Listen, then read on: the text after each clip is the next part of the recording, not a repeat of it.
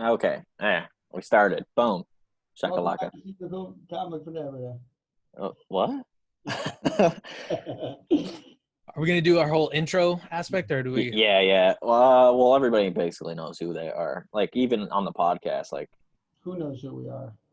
people that listen, the 5 people that listen to our podcast Listen. Our huge fan base. are huge. Yeah.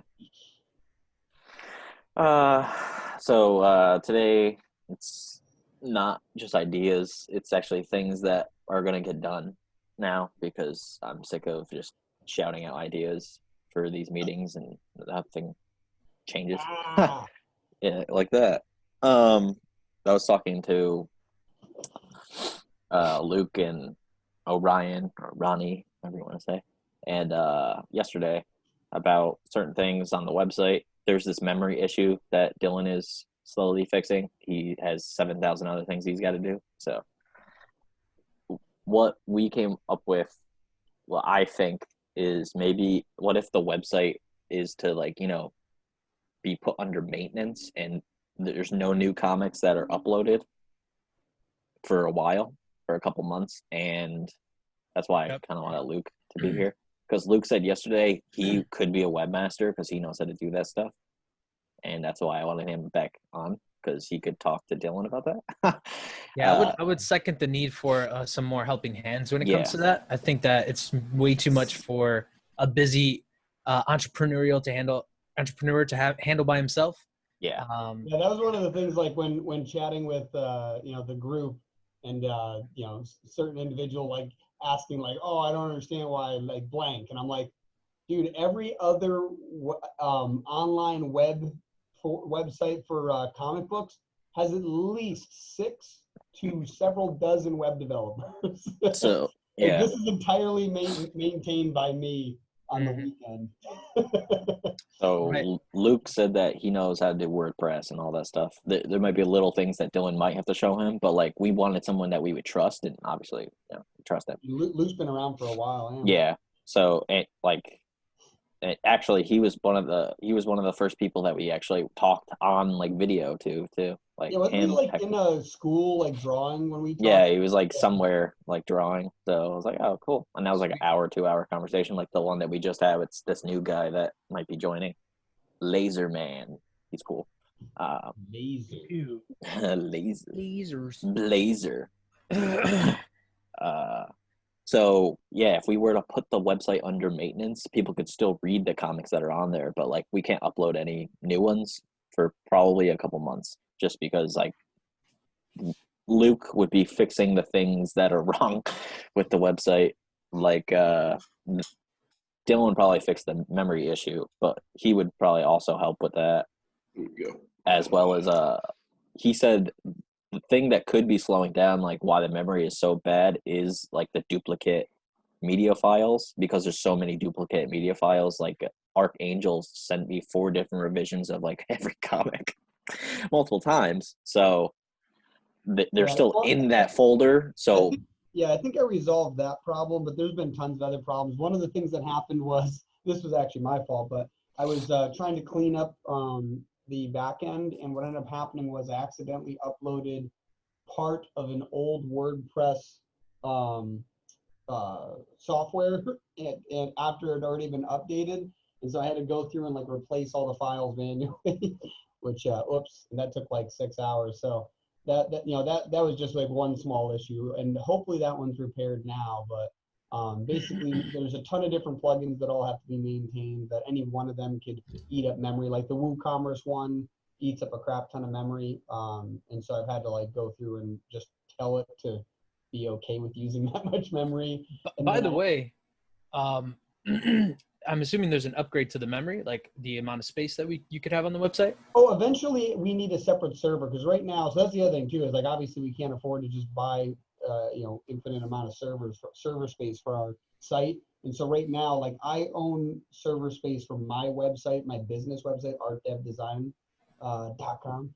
But basically I have several websites that are all hosted on that same host. Right. Where eventually, because Supernova Comics in particular eats up so much memory, it will need its own host.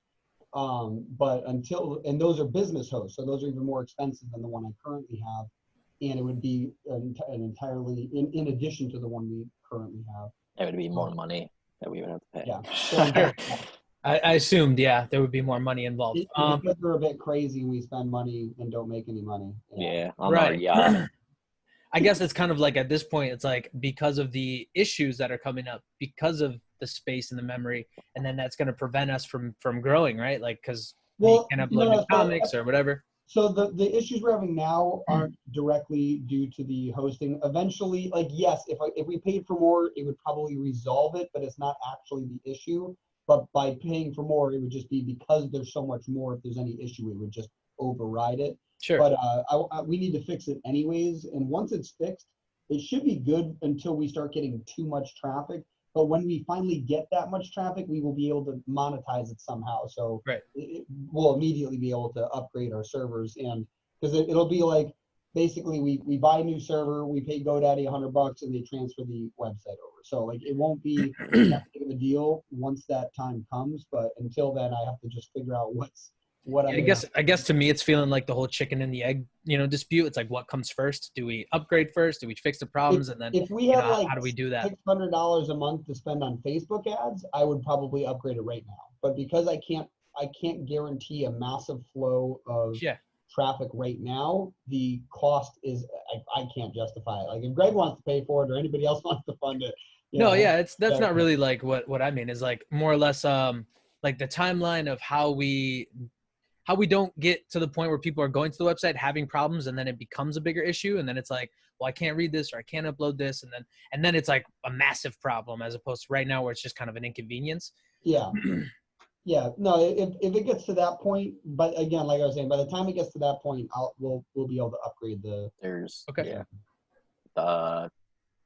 I was going to talk about the Flipbook plugin, but I'm not. I want like Luke to come back if he does. If he doesn't, then I'll say it at the end because that brings up a whole other thing that we was talking about yesterday. This whole thing was like a tangent anyway, right? So. Yeah.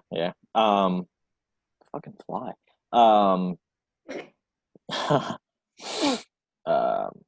We talked a little bit yesterday about crowdfunding marketing people's crowdfunding campaigns. I know like basically nobody on this chat right now has done one of those yet, but you could like Kickstarter or Indiegogo.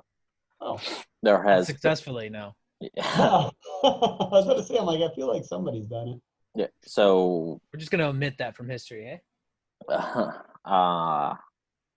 we came up with, me, Dylan, and actually Orion, like we were talking about like a way, maybe if there's like a pool of some sort, he called it like a family fund or something, and we would actually I'm sorry, not to interrupt. I actually wrote it down from like the times when you guys were talking about it on the last one, like a few things, and that was like the first thing on my list. I was like, that's a brilliant idea. Yeah.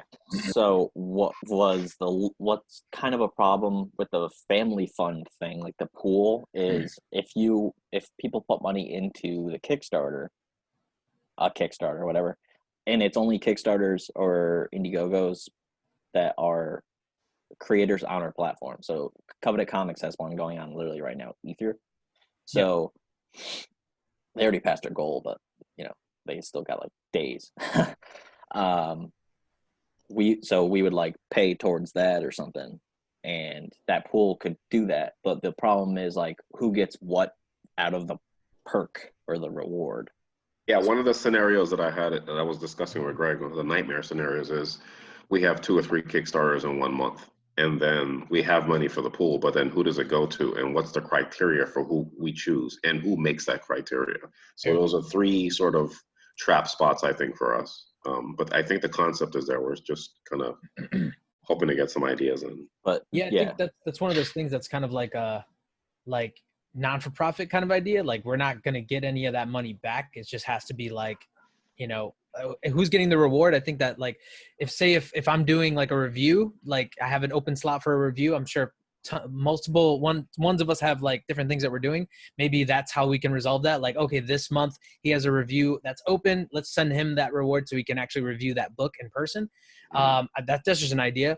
But yeah, I think it definitely is going to be one of those kind of out of pocket things for everybody. If we do the pool, like I wouldn't really expect to get anything back or no? So Go the ahead. I'll let idea, Greg finish. so the idea, because I was kind of not understanding it until like hour past. It's like the money recycles. So like the people, so like there would have to be a way, like it can recycle in a way, like, so you put the money in and that way, like we already tell you like, oh, you're already getting like this much funding towards your crowdfunding campaign. But then the creator of that Kickstarter has to somehow agree to put that money back into that pool. Okay. In a way. Yeah. So it's just a scenario that we had was, let's suppose their goal is 2,000, and then we had $150 total from all the creators in this pool.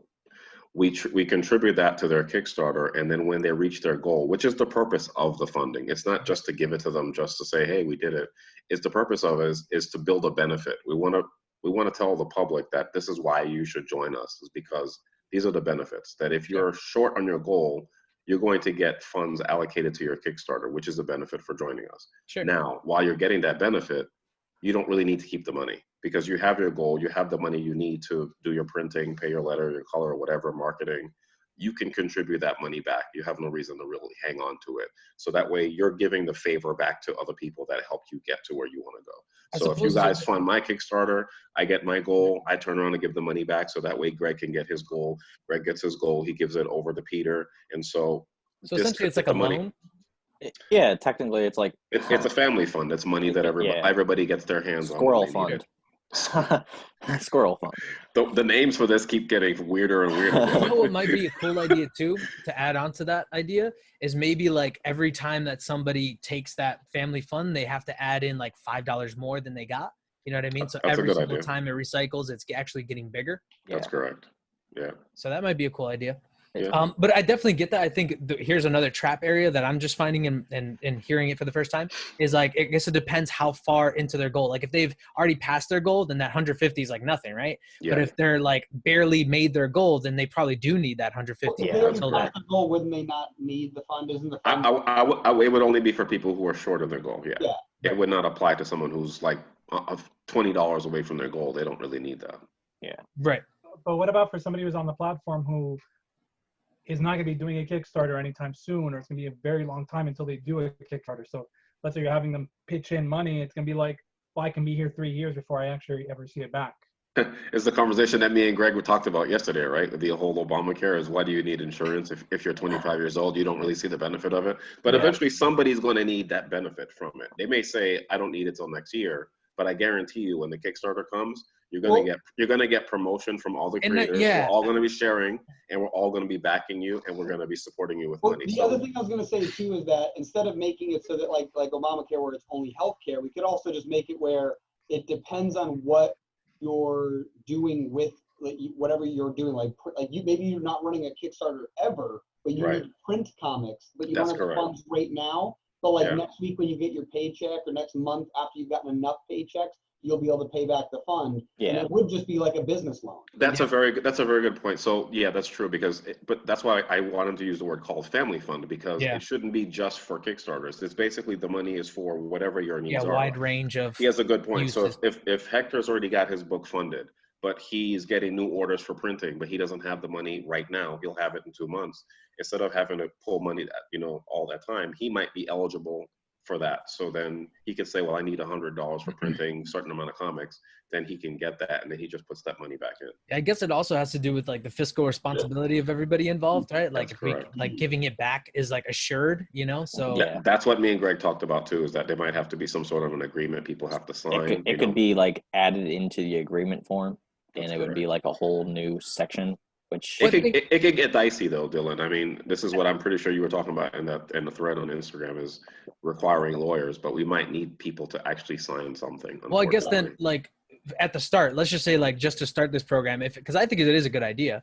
I'm picking holes to play devil's advocate, right? Like, of course, but that's what we did yesterday. Right. It's definitely a good idea. I think that maybe it's just like whoever is willing to buy in the platform does that. You know what I mean? So then it's not like a platform wide thing. Like you're not recruiting new people. It's not a mandatory thing, but they can't benefit if they don't do it. Right. They're welcome to join the site. They just don't get the benefit of it. And so we could tell them on the site, there could be a tab for that to explain, hey, do you need money for printing? Do you need to pay off an artist? You didn't pay them the whole amount, but you still owe them $100. These are options available to you. That becomes a little bit dicey, if you ask me. It's like Of people are course. setting up. It's dangerous. Yeah.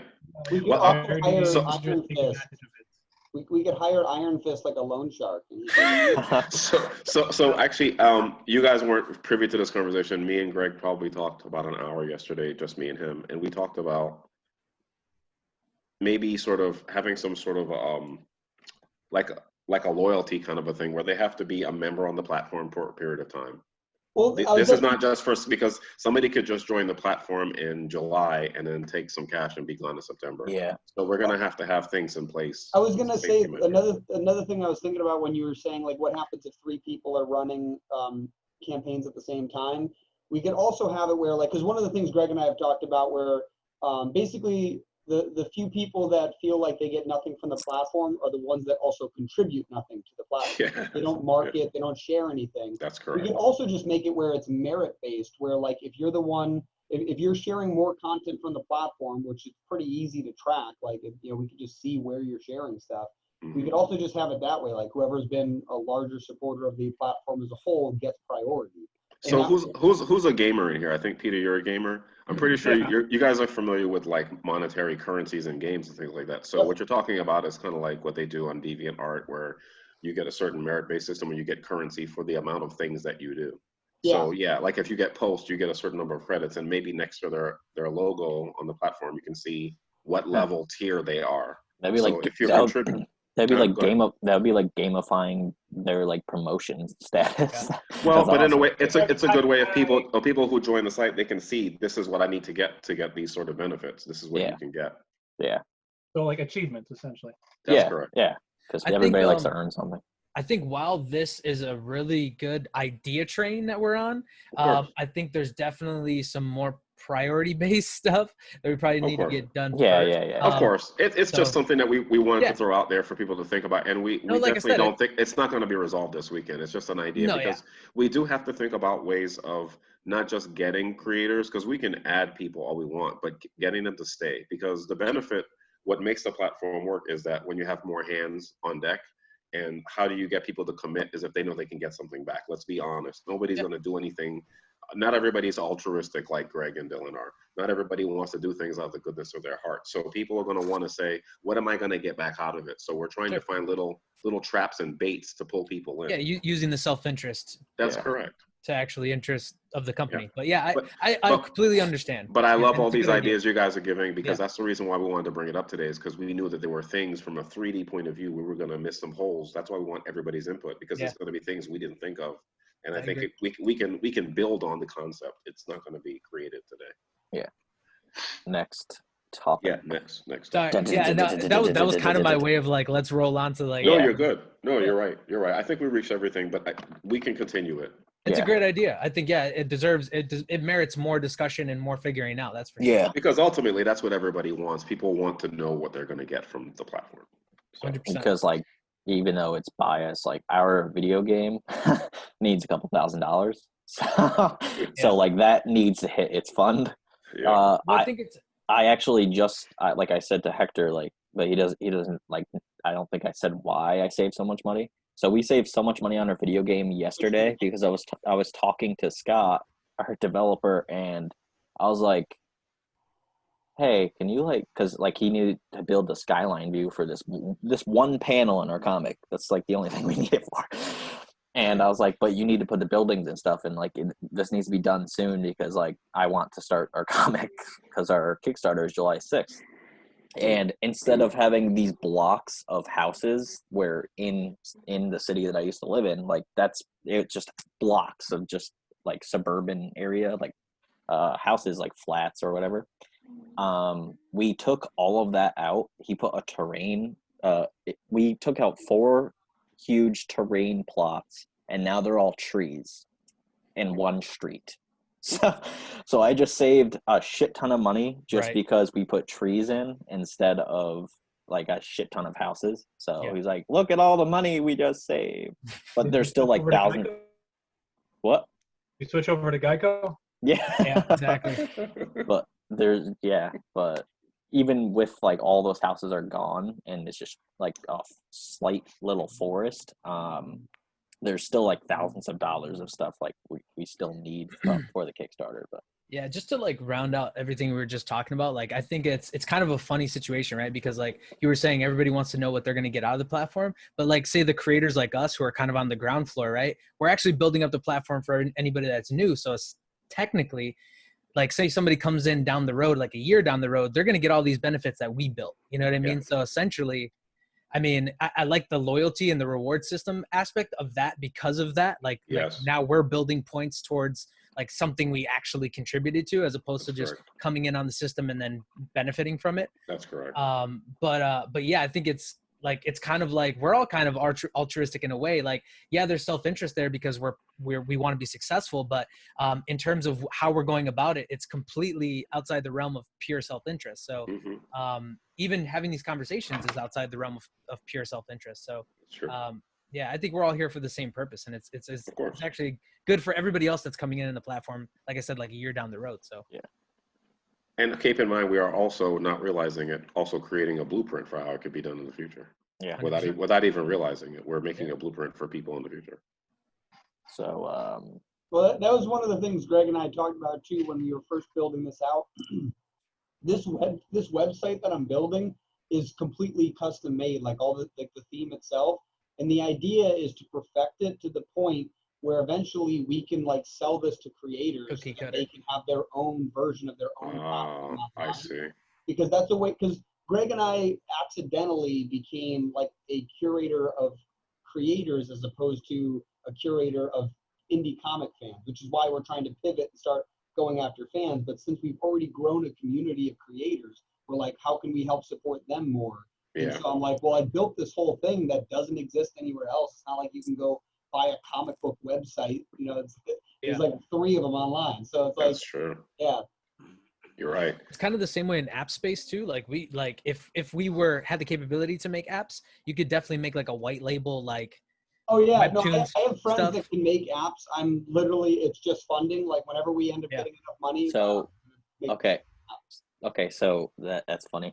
Cause, yesterday Luke was talking about making an app and he knows how to make apps. He's made apps and he said he's going to start working on an app for us without paying him, like in the beginning phase. He just wants to make it to like show like an example of what it could look like and show like Dylan and us like what it would actually look like. And I'm like, that's cool. Super cool. But I looked at it like so many times. I said it in the chat. It's like, you got to have developers up the ass for like maintenance, you know? Yeah, I said it's a lot of work, and he's like, I already do a bunch of other stuff. Like he showed us like what he does, and I was like, okay, if you want to work on that on like as a side thing. Yeah, the biggest issue with an app isn't necessarily like the creation of like the website, because like technically the way I built the website, this could actually just be converted into what's known as like a web application, but uploaded right to iOS or Google Play or Google, whatever it's called. I think it's Google Play. But basically, like you could do that, but it would run stupid slow and it would be pointless. You would just use the website instead.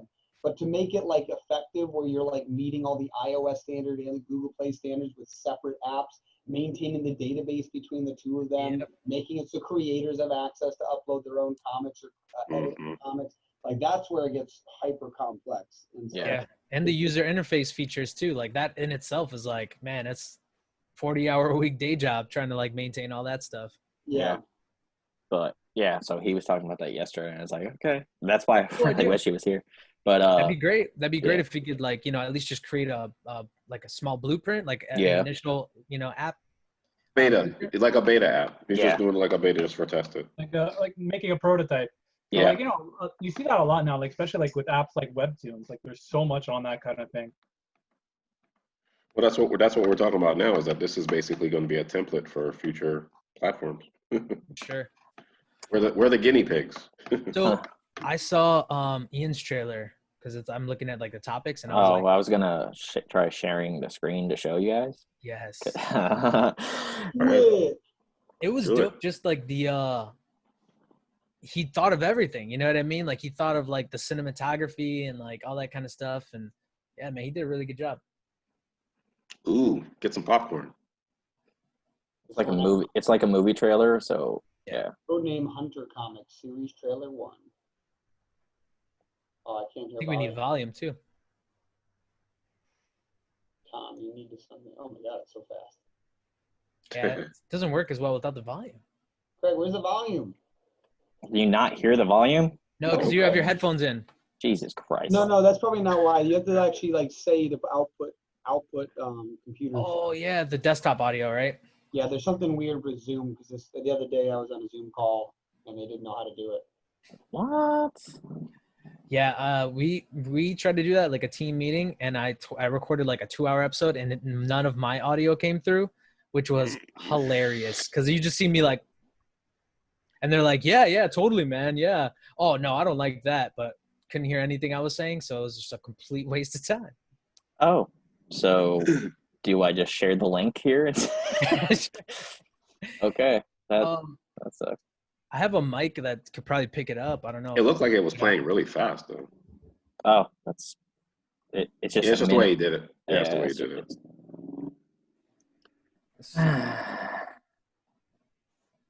What's the title for the YouTube video? I just type in Triple Threat Comics, and then you go to their channel, which has 2 videos, and just send it in the chat, Greg. Triple Threat Trailer. Nope, that's not it. Oh my God, porn. No, I'm just joking. Orgy. Triple threat Exactly. Triple threat and 2 girls. Okay, it's in the chat. So like, if you guys want to watch that, go ahead. Right, well. Did you guys hear that? There you go. Is that the Marvel song or intro there? It sounds similar, yeah. I'm almost positive that was. I have this, like Envato, whatever elements we bought in, and there's actually like a ton of really useful stuff there. So maybe that's what you did. Pretty cool. I've gotten some plugins from them. It does look good though. It looks good. Yeah, it like the ending. It just looks like a movie trailer, so it's awesome.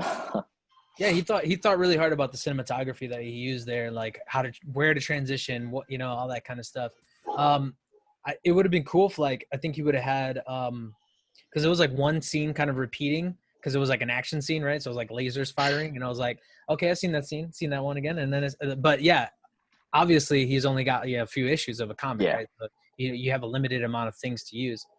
But yeah, I think he did a really good job. Like this is like.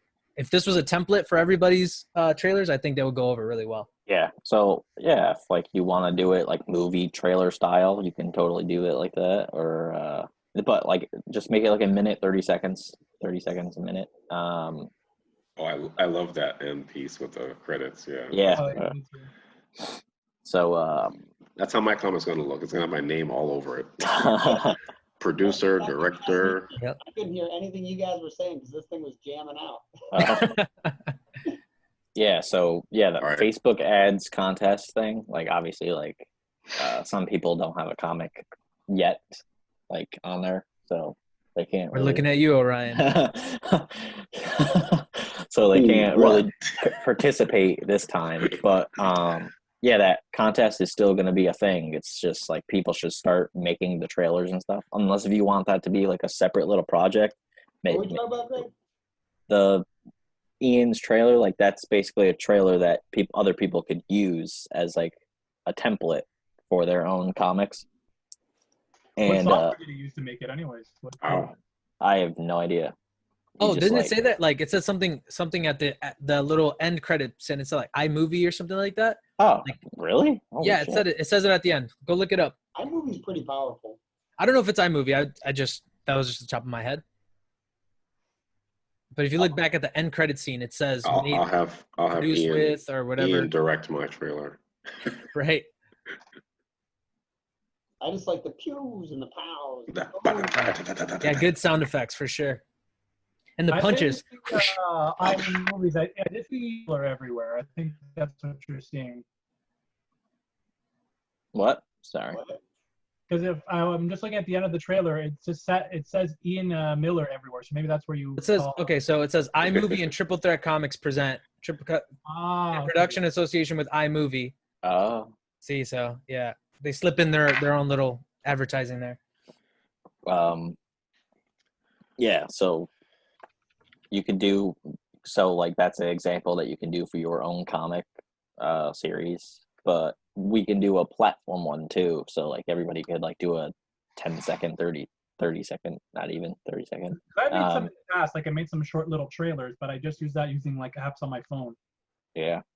Funny enough, like I was talking with my artist, and we were going back and forth and saying, like, sometimes these things are actually easier to do with apps, because when you have the programs for your computer, they're very much for more professionals. They don't make simple versions. More comprehensive, yeah.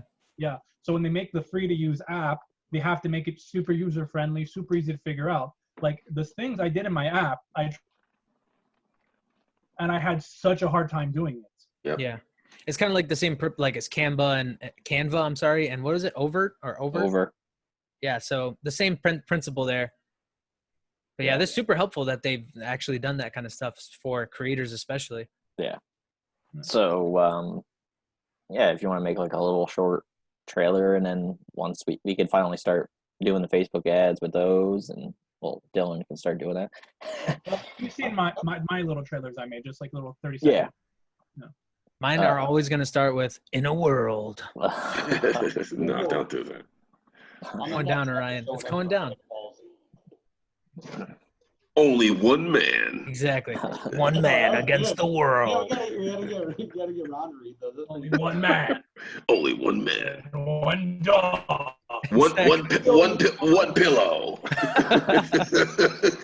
Where will he sleep? Night. Coming this Christmas. Exactly. Presented by iMovie and Triple Threat Comic. You just keep saying it over. Right. Ian Miller, producer. Ian Miller, executive producer. Ian Miller, Director, editor. Key grip. Exactly. Making those trailers, you have to take a few things into account. One, what kind of programs are you going to use, and use as well, because you have to be careful you're not using something that's copyrighted. Yeah. Especially on Facebook. Like I was fortunate, the 2 audio tracks I used for my things, one was somebody on YouTube said, you guys can share this as much as you want, as long as you credit me. And the other one was some ad-free, was license-free music that YouTube provides if you want to replace a soundtrack in a video. Like they have a huge list of license-free music you can use. Yeah, but absolutely. You can't just use, like, I'm not about to put in the song Down with the Sickness in the video. It's going to get right. They're going to get taken off Facebook immediately. So I can't use Sabotage from Beastie Boys in my trailer. Even some independent music that when I share on like Music Mondays or whatever, like sometimes I get like the warning on Instagram, like, oh, we have to take your video down because it's like copyright. I was like, shut the fuck up. So, but how would they know if you got rights? How do they even know if somebody got They're supposed permission to verify, and you're supposed to share a license. If Instagram automatically does it, that means that whoever has the song has it registered with something. Yeah. With what do they call it, PRO or something like that. So I screenshot. So I screen capture whatever band or musician I find on Spotify that's indie, and then I here's a minute clip, and then they're like, oh no, you gotta take that down, and I'm like, go fuck yourself. Good question. What's up? Since we're talking about the licensed music, and since I kind of was checking out the like Pond 5 and whatever else is out there, what if we had a separate creators fund to add and pick a certain number of tracks, and because you can cut them up however you want, and okay, so Greg, I'm gonna use this one, I'm gonna use this part of this one. It'll just be, let's say, 10 tracks that we keep using on the trailers for now, but that way we have access to them, and whoever adds money into it will have access to them for the trailers. I have a slightly cheaper way to do that. My brother's a music producer. Yeah. I was gonna mention that. Only because that would be the obvious one, but I don't know who has time to actually go through that process. But if you have that, So Dylan, your brother doesn't mind scoring all our trailers? I've done enough free work for him that he's going to do what I tell him to do. I see that going so well, Dylan. You're gonna especially do it when now. you put it that way. He We knows. got beats for that. He buys We me got beats for that. periodically because he feels so guilty of all the work I do for him. So if I'm like, yo, here's a way you can repay me, he'll be like, oh, thank God. No, that would be dope, and I think that'd be like a nice little cross promotion kind of thing too. So that would be a good relationship. We can even say like at the end, sounds by Upstate Sound, or Yeah. Actually, the Upstate Sound LLC. Ho, ho, ho. Yeah, you saw that? Oh, Yeah, you got it now. yeah. Congrats. It's okay. Everybody says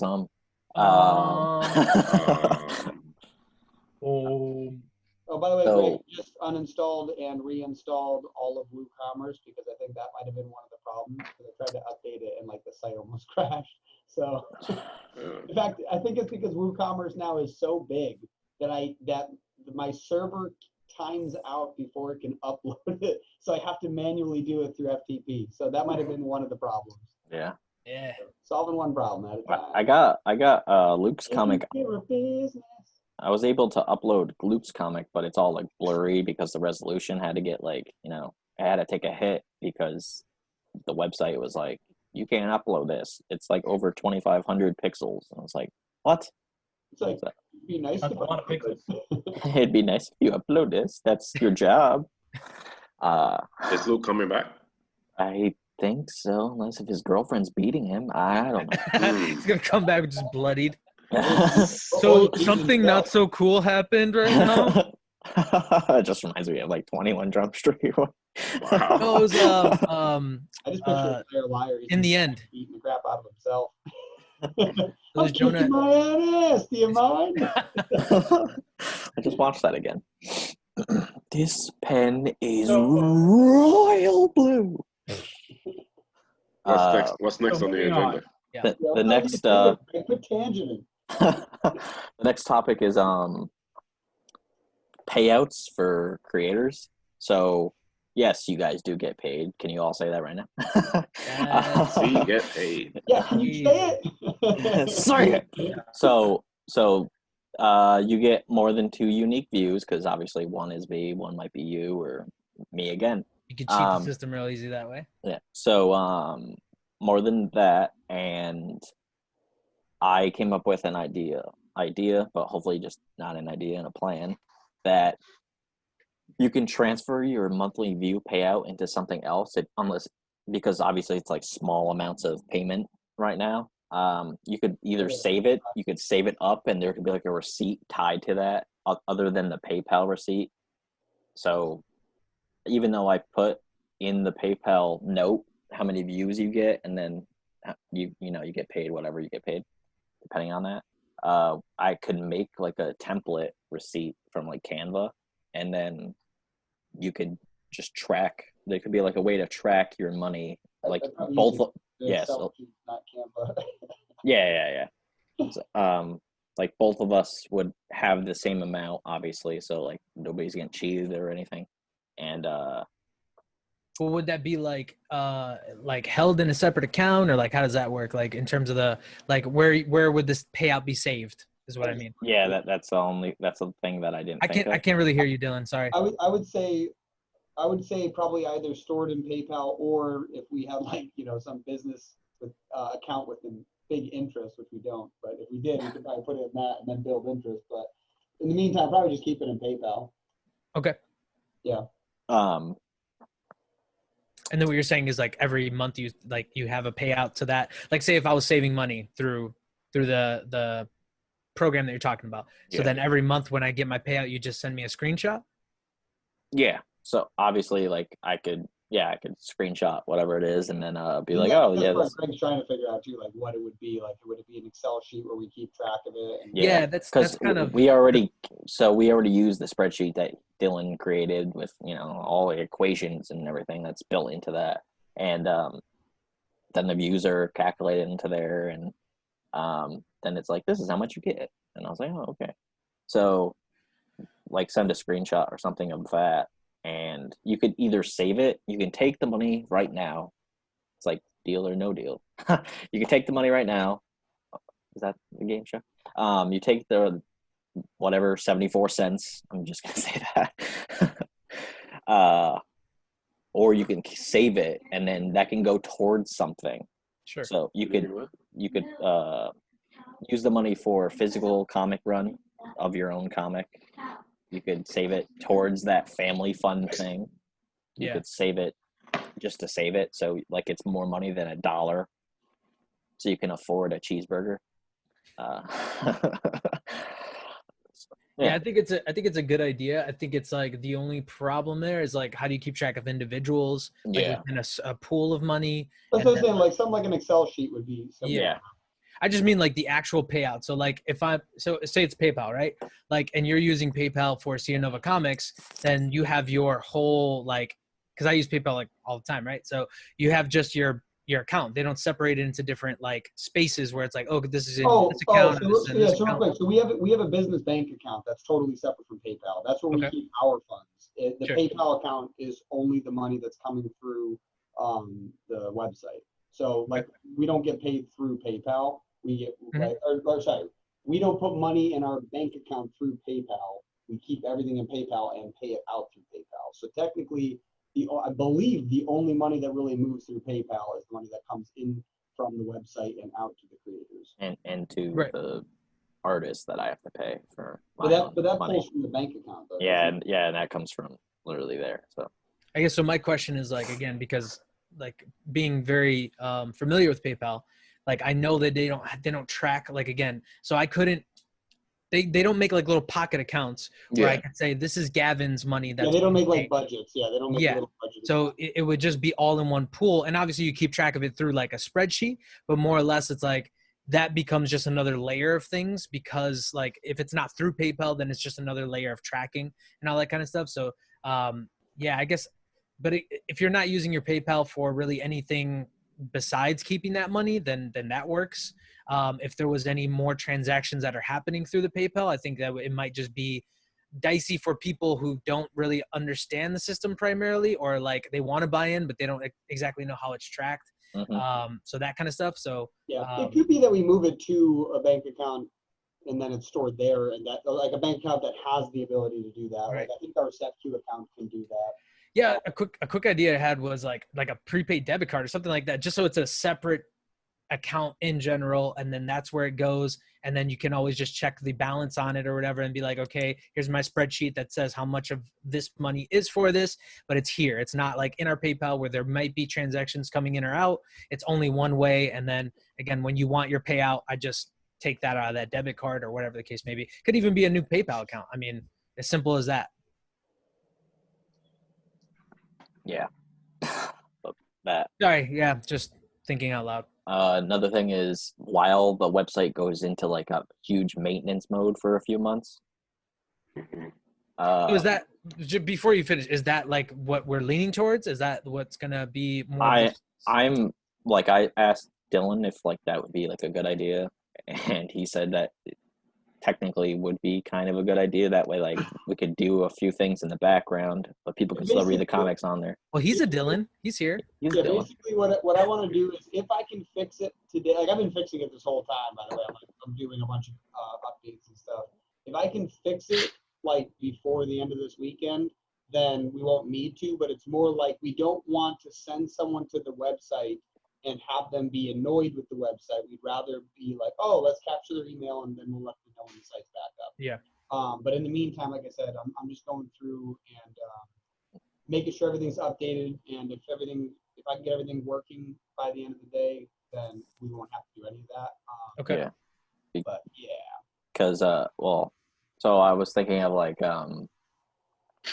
adding like the analytic system thing to your author pages in a way. So that's like a thing that I would really like on there. So you guys can all track like how many views you actually get. That's the one thing that I think, the simpler the better, because I think that's kind of like if that would have been a feature from the beginning, let's just say, I think that would have cleared up so many problems with these people talking crap about it, you know? Yeah. The one thing that sucks is the simpler it is for our creators, the more complex it gets. Oh, sure.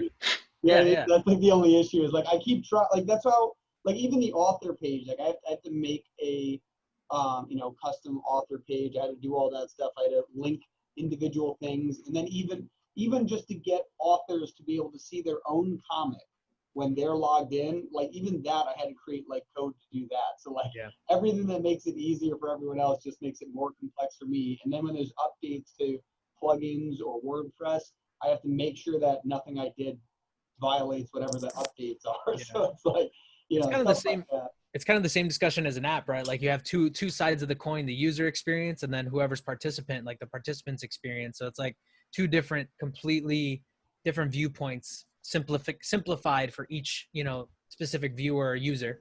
So yeah, it's a tough thing to do. Yeah, but definitely the analytics thing, like honestly, part of that is just me figuring out You how know, to make they say anything worth doing takes work. what? Anything Say that worth again. anything worth doing. Yeah. Yeah. But I was gonna say, like the other thing too that'll make the analytics thing simpler is I also like, first off, if anybody's like a Google Analytic expert, let me know. But basically, I know that you can make custom dashboards in Google Analytics. I just don't know how to make them as specific as I need to for creators. But once I can do that, I literally just need to like iframe that into creators' authors page and make it hidden unless you're the author that's logged in. It would be that simple. And so like I understand it, you know, conceptually. I just need to get like a few other details. I have to learn Google Analytics to a degree that I haven't learned it yet. Figure out how to integrate it into the website, and then after that, like I've already learned a lot of the other stuff. So as we're talking in a group about, you know, group things, right? Like, so this is something that would benefit all of us. Is there a way that one of us could help you do that? Like, so that way you can. Someone can figure out how to make Google Analytics that are customized for a single tracking page. Yeah. So that like, because literally all it would be is we'd have to make a unique one for each author or creator. So we'd have to figure out how to do that. Once we know how to do that, like just if I had one video that explained how to do all that, Right. actually, even Greg might be able to do it. He would just need to figure out how to create that.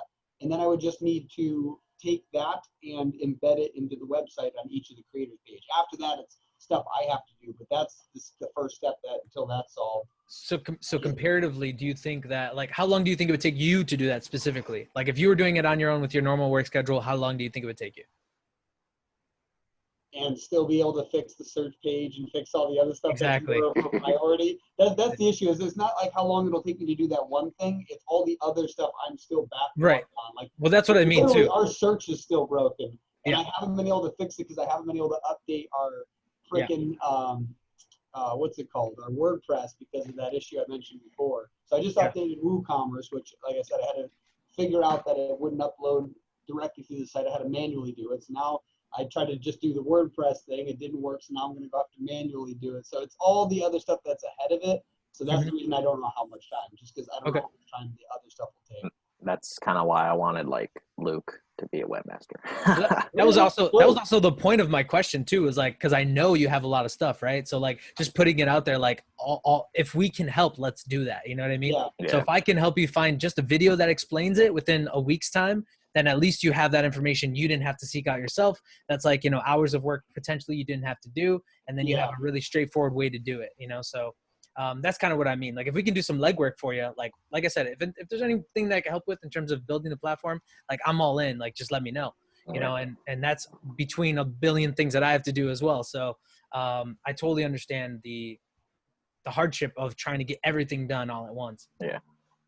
Next thing is we're gonna make like a mission statement, but we want like we have to like basically explain what the whole platform is in a way that it's not confusing to people and like what we are doing ourselves. So but that will be under like the About Us section on our website.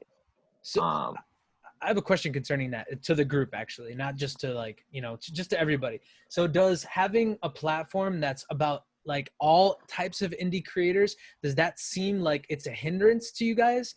Personally, I don't feel that way. I think it's awesome that we have a lot of variations of different, like, you know, filmmakers, musicians, and comics. I'm fine with that, but it seems like it does throw some people.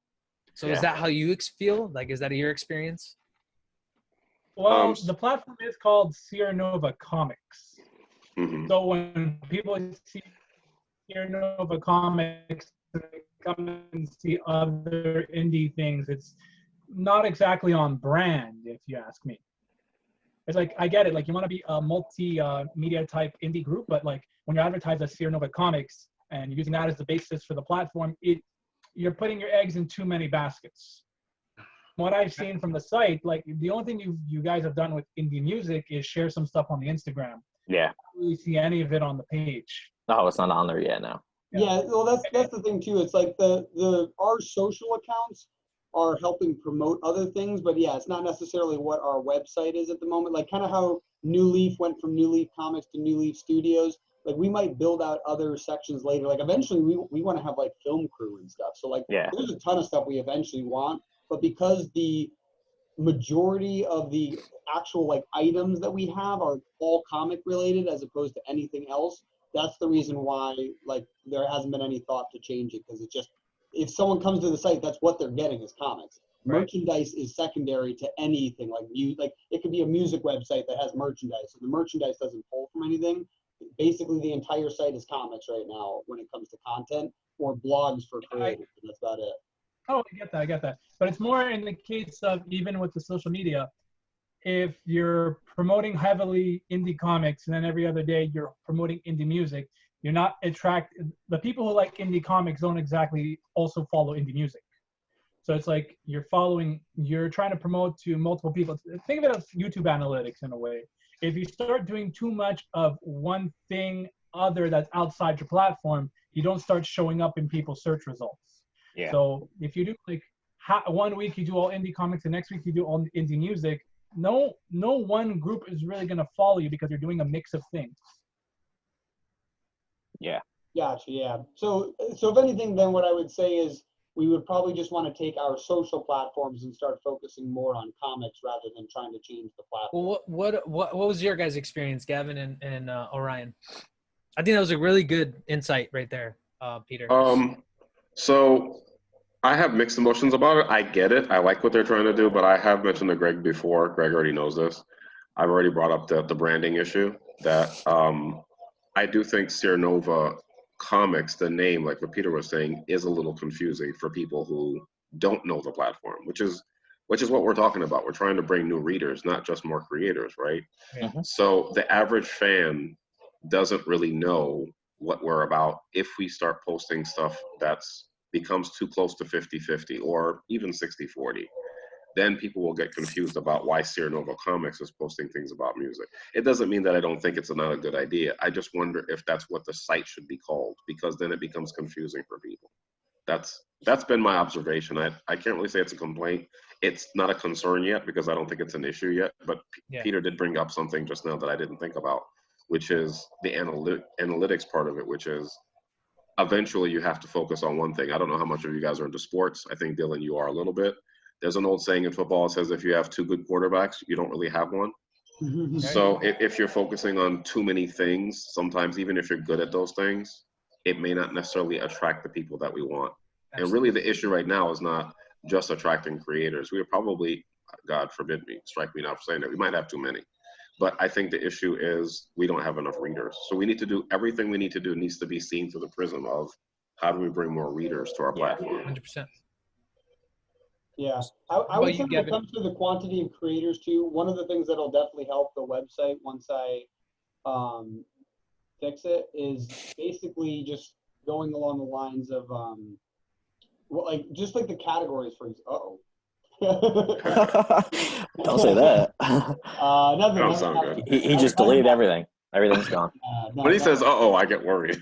No, that just happened really quick. So just so you guys know, and Greg, because I was trying to figure out how to do this, I'm doing it now. I'm basically going to wipe the website, but I'm downloading everything off of it first. But the media, so our largest folder is the media folder, and that's where all of like the comic books are. So I just went to download that, and I've just downloaded everything else. I downloaded posts, page, topics, products, variations of products, orders, all that. And then I went to download media, and the website crashed immediately because like how big it was. So I have to filter out what I dumped. So that was what that was. That was like, Jesus. It was just so fast. It wasn't even a heartbeat, and the whole thing just was like, nope. Gavin, what was your insight on that specific topic? Just before we move on to something else. I don't want to jump ahead too quickly, I think that we could evolve into something like that. It was an idea of having companion sites, Sierra Nova Studios, Sierra Nova Music. I was actually thinking of Sierra Nova Studios in my head while you guys were talking about this. Sierra Nova Entertainment is the what. Yeah, other Yeah, than that, seriously, Yeah. yeah. We've talked about this before. Like I said, the only reason why Sierra Nova Comics is the thing is because on our platform, that's all there is. If we had more stuff on there, then we're probably going to get like sub sites and stuff like that. But yeah, like honestly, I think what would be more beneficial in the meantime would simply be promoting more comics and less other stuff on the social platforms. And once we have a platform ready to start showcasing stuff like music and video, then we will work on maneuvering the website. And by that point, hopefully this website's so clean and smooth that we'll be able to just, pump out the other sites a lot faster. The other thing is, I think the video game was supposed to cover our backs on that too, is that you can use the game to promote the things. Yeah, and that's what's I'm only promoting the music and filmmakers and stuff because I'm trying to connect to them. Yeah. And now I'm going to just message them. Or maybe use your private account. Or I can do that. Yeah. And just say I'm the CEO of or whatever. Because there's like random bands that follow me, which I had never heard of. But yeah, so I like one from Syracuse. What? What was that? Well, the thing with the random bands following you, it didn't follow them once they've been following you for a good amount of time. And I've noticed I've gotten like a bunch of random bands follow me as well. And I'm like, I've never heard of any of this. My platform has nothing to do with music. A lot of time they're just looking for followers and then they do a cleanup of who they're following. So when you have random bands following you, it's because you showed up in their search analytics and they just like follow. Yeah. Hoping you'll follow back. That's fair. But I think we just answered a pretty like unclear thing, and I think that like again putting these plans into action, I think that's exactly just focusing the platform and like you said, targeting more of that reader aspect because that is something that we're lacking. When we're talking all the things beforehand, it was more of the creator experience, and I think now we're going into like how do we improve our reader experience, which is the marketing, all that kind of stuff. Having the game, I think that would be cool, and it's comic related. The card game aspect again was supposed to be centered around card collection. Sorry, trading cards. No game, not yet anyway. But when the game comes, it is going to be focused and center pointed around the comic characters. So everything we do that, even if it's outside of the realm of comics, should be focused around the comics. Yeah, that guy that. One thing you should be doing, and you should be doing this like every third day or something. If you want to increase readership, you need to be sharing something that says Sierra Nova Comics, over 100 free to read indie comics on the website. Go there today. Yeah, we need more right hooks. This constantly. Sorry? I was going to say, because Greg's read this, we need more right hooks. We have a lot of jabs where we give out free stuff, but we don't really right hook. That's kind of like Floyd Mayweathering us to death.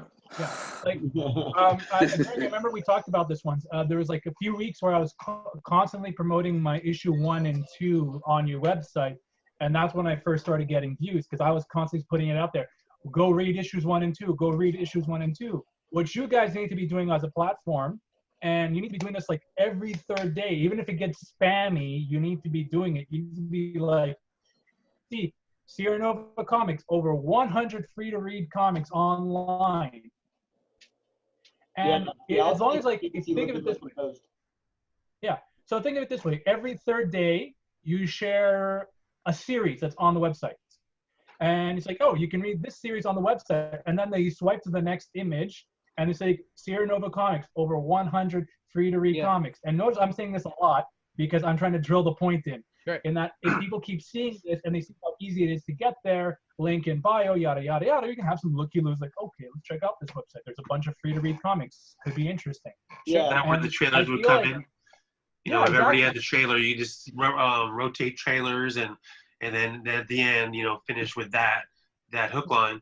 And then, you'd have that, and it'd be different each time. Well, that's something that we were talking about. I don't know, a couple weeks ago when the only other one of these I was on, where basically one of the things that we wanted to do was have all of the creators attempt to make a trailer for the platform and figure out what that pitch line at the end would be. And so like that's the thing we can work on now. Like you were saying, like over 100 free comics on our site. Like if there's any other way to say that's just that's fine. But like if someone's got like a really cool way to say that, essentially, that would be a good tagline. Like that's what I'd want to be able to have at the end of everything. Like anytime Greg posts a carousel on IG, it should be share, go to our platform, right? Like that's how it should be. And then like every fourth post, the main post should be go check out our platform. It'd be cool to have like a little animation of like where it says like the 100 different titles.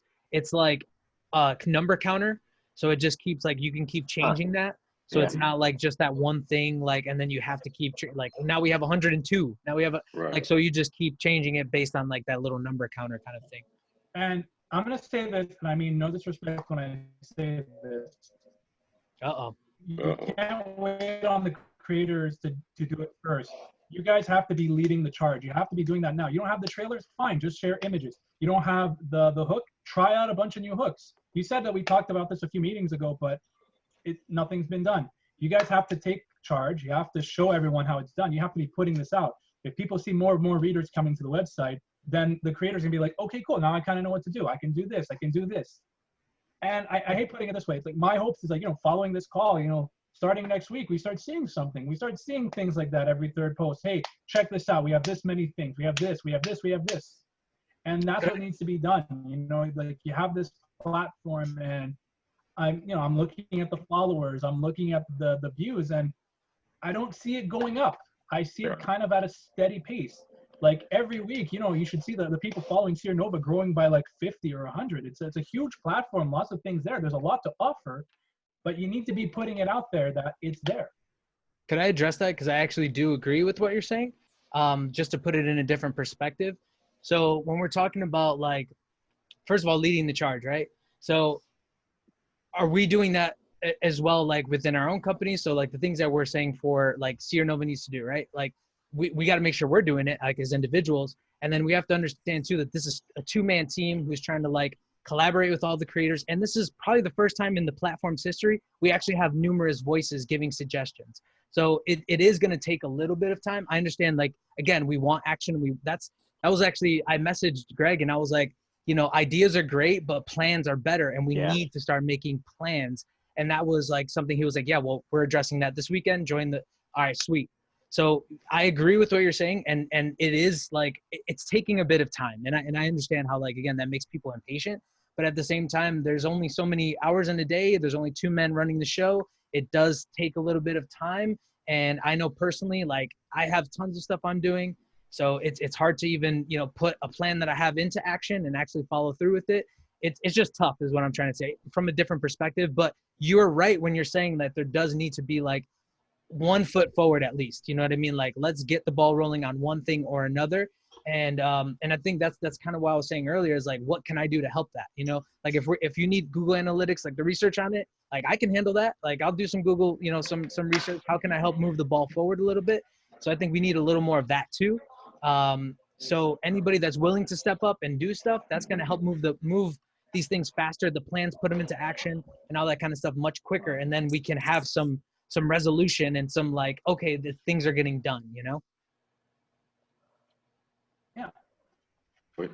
I'm saying, like, we don't have to go full force like right away. We can build up to it. I'm just saying, like, it'd be very good to start seeing like even little attract attention, because that's the end goal. It's like you want to build your user base. And 100%. I think the thing that you said earlier about putting like every 4th post should be come check out our platform. Like that right there is already something that we can, like Greg can literally create that post, put it in Creator Studio and have that scheduled for every 4 days. Every 3. I agree. Every 3 at this point. Yeah, I agree. That was probably like the easiest, most applicable thing that is relevant. Yeah, The reason I say every 4 is because if you do every 3, you'll literally just have a column of us. Yeah. Right? And you don't want that. Like when Yeah. you don't want to look like you're just. So Yeah. if you do every 4, it'll basically checker itself out. So I got you. That'd be kind of cool if you think about it. Like that's kind of cool to try it on Instagram. I've been testing that out. I've been seeing people make posts that are together or like the full like thing. You got to be careful with those. You got to be careful with those though. But especially if we're growing, right? Like, so when they look down, like if they see, if it's all columnized, right?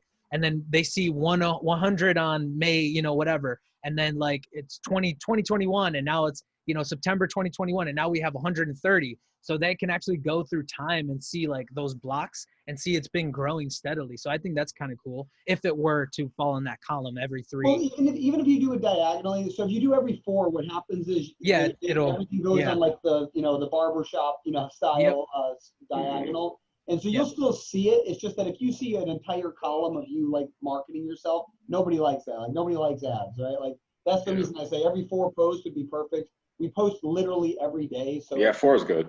Yeah. I'm looking at it now. I think you're right. It's better that it's not in a column. Yeah. Well, and that, on top of that, if it's just an ad and if it's not like putting out anything super interesting, you can delete it a few every now and then after a certain amount of time. That's correct. Also, too, I think the first thing that you mentioned, or one of the parts that you mentioned, is actually putting the piece of content first and then having the ad as the secondary. So it's like a carousel. Well, So it actually wouldn't even end up looking that way anyway if we did. I was just saying that whenever we do a carousel, it should end in an ad as long as the carousel is in 10. But there should be front page ad ones as well, which is why every 4 could be like that. But yeah, the end of a carousel should always be the tagline. Yeah.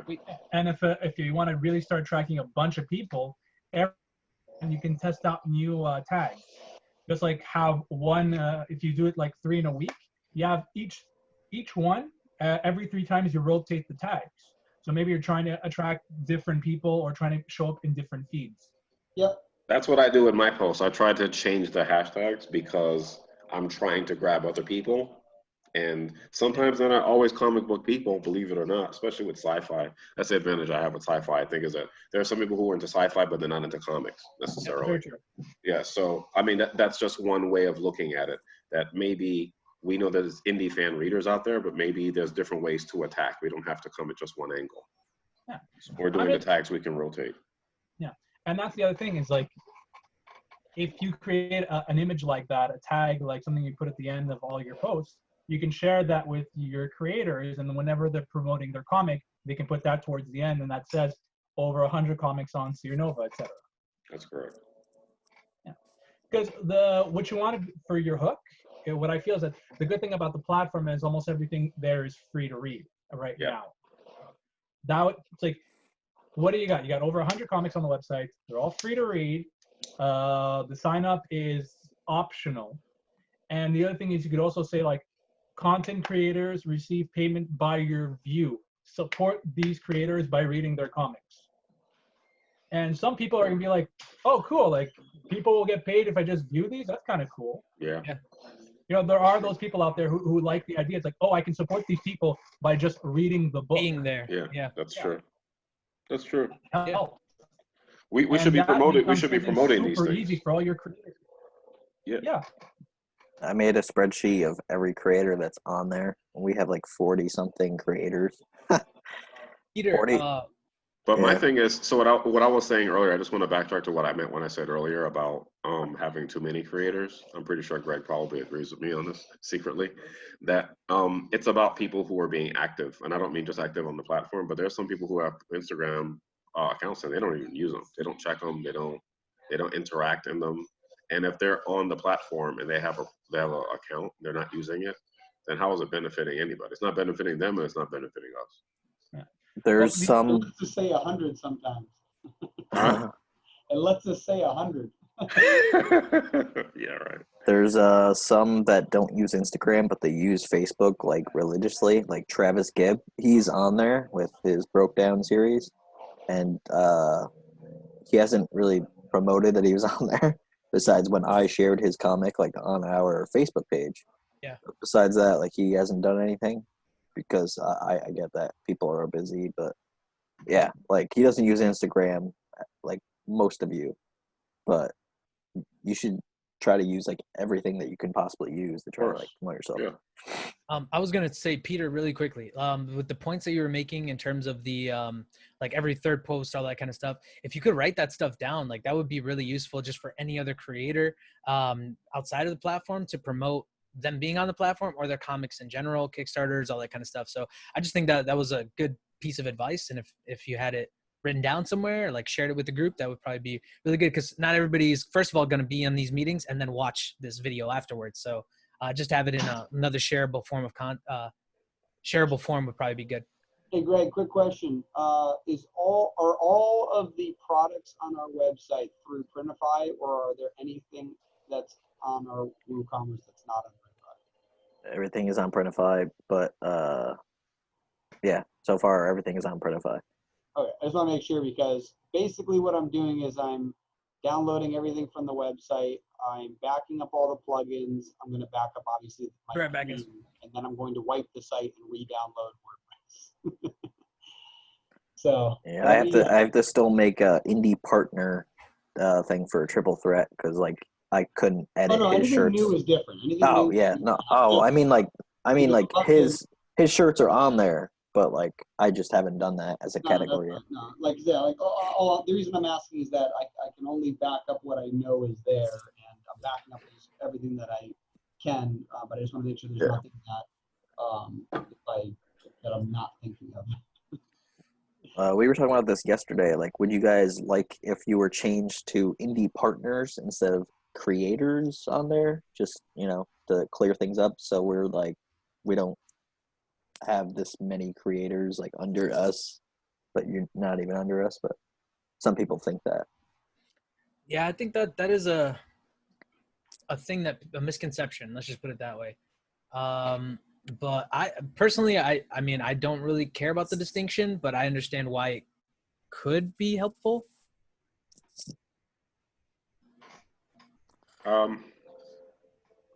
Yeah, I don't really have an opinion. I guess it doesn't matter to me. I feel like the most active people are indifferent, and everyone else are the ones with opinions. And that's kind of what I'm speaking towards. Like, I understand it could be an issue, but it's probably not an issue for anybody here, but Not just to in me. general. I would say, like, because one of the things that I talked to Greg about too is because of just the recent issues that we had. Basically, I'm not going to let anyone else on the platform unless I've had a video call with them, because that was the whole reason why Hector and us hit it off. Like, we became friends with Hector basically before he was on our platform. Like, we had a video chat with him, and he was one of the first creators we spoke with, if not the first creator we spoke with. I'm trying to think about that. It was either you or what's his name? It was Luke. I think you were saying earlier, like it was Luke. Yeah. Oh, was Luke? Okay, yeah.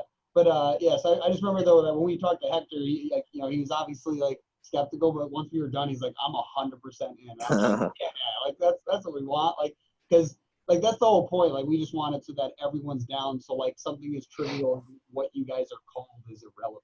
Like. Yeah. That's the thing. Like, I think indie partner or creator, I'm ambivalent to either version, but I think if you do use indie partner, you do have to make a specification within the creator profile, like indie partner, just like for example, maybe Medallion Comics creator of, or this series, and this series. Like, to me, I'm indifferent to either or, but indie partner does sound fancier. It sounds more accurate to kind of like the situation too, because it's like, again, it's stating that it's a partnership and not necessarily like we're hosting them and they're part of us. And Right. again, that distinction is there. Yeah, it's like when you're a YouTube partner or a Twitch partner. Yeah, it makes sense. So we're talking associates versus senior partners in a law firm. Is that what we're saying? Right. Associates come and go, the partners stay. Yeah, I mean, I don't think it matters. I'm fine with either one. I would lean towards partners. I think it just makes that distinction. It kind of nails it home a little more. Yeah. Okay. Yeah, I think actually it also, if anything, maybe it shows stability. It shows that there are pieces in play that these people believe in the platform, and I think that's good. It kind of does put some burden on the creator too, right? Like, if you're a partner, then that means you're an equal member, right? Like, you're doing you're doing your side of it too. So having a creator is kind of like, yeah, they're just creating. It's not necessarily like that idea of work and effort and input that's going into the relationship. So yeah, that's a good point. Does anyone want to wish me luck while I wipe our website? Cross everything, guys. Cross them all. Okay, so what happens? How long is this going to take? What are you're deconstructing to construct again? So I've already downloaded every part of the website, because basically the issue right now, I think the last problem I need to resolve is the fact that when I built this website, I did it on a different host originally. So I actually manually installed WordPress, but the host I use now, I can actually install WordPress through the host, through a very specific installer. So if there's ever an issue, it's a lot easier to resolve. But I never did that with this one because I built it, 3 years ago. And so now what I'm doing is I downloaded all of the content of the website. I'm wiping the whole website, reinstalling it, and then I have to upload all of the data again. Okay. Yeah. Reinstall. The next thing is the thing that I really want, and I wanted since January, was the physical web store for comics. That's the one thing that I want by the end of this year. I was saying like, oh, it'll be up in January, but obviously that didn't happen. The thing that you can do is if you have physical copies of your comic, or if you want them, then we can obviously go down that route of like how to get them printed, is you can take a picture of the cover or whatever, or just like them sitting on a table. And then that could be, we could take the picture of that, put it in the product section for our store, the indie store. And then anytime somebody wants a copy, we would just let you know somebody wants a copy and you can ship it to them. Because that's what the guy, Laserman, we were talking 2 hours with, he has like 100-something copies of his 2 issues, and he's got comics already in like Switzerland and Germany and all over the place. So if we take a picture of his comic, we can actually put that under that tab or that section of the website, and we can just let him know when his comic is gonna be sold. So as far as the direct, like the drop shipping aspect of it, that would be obviously a little more complex, right? So this is kind of like another alternate way to do that.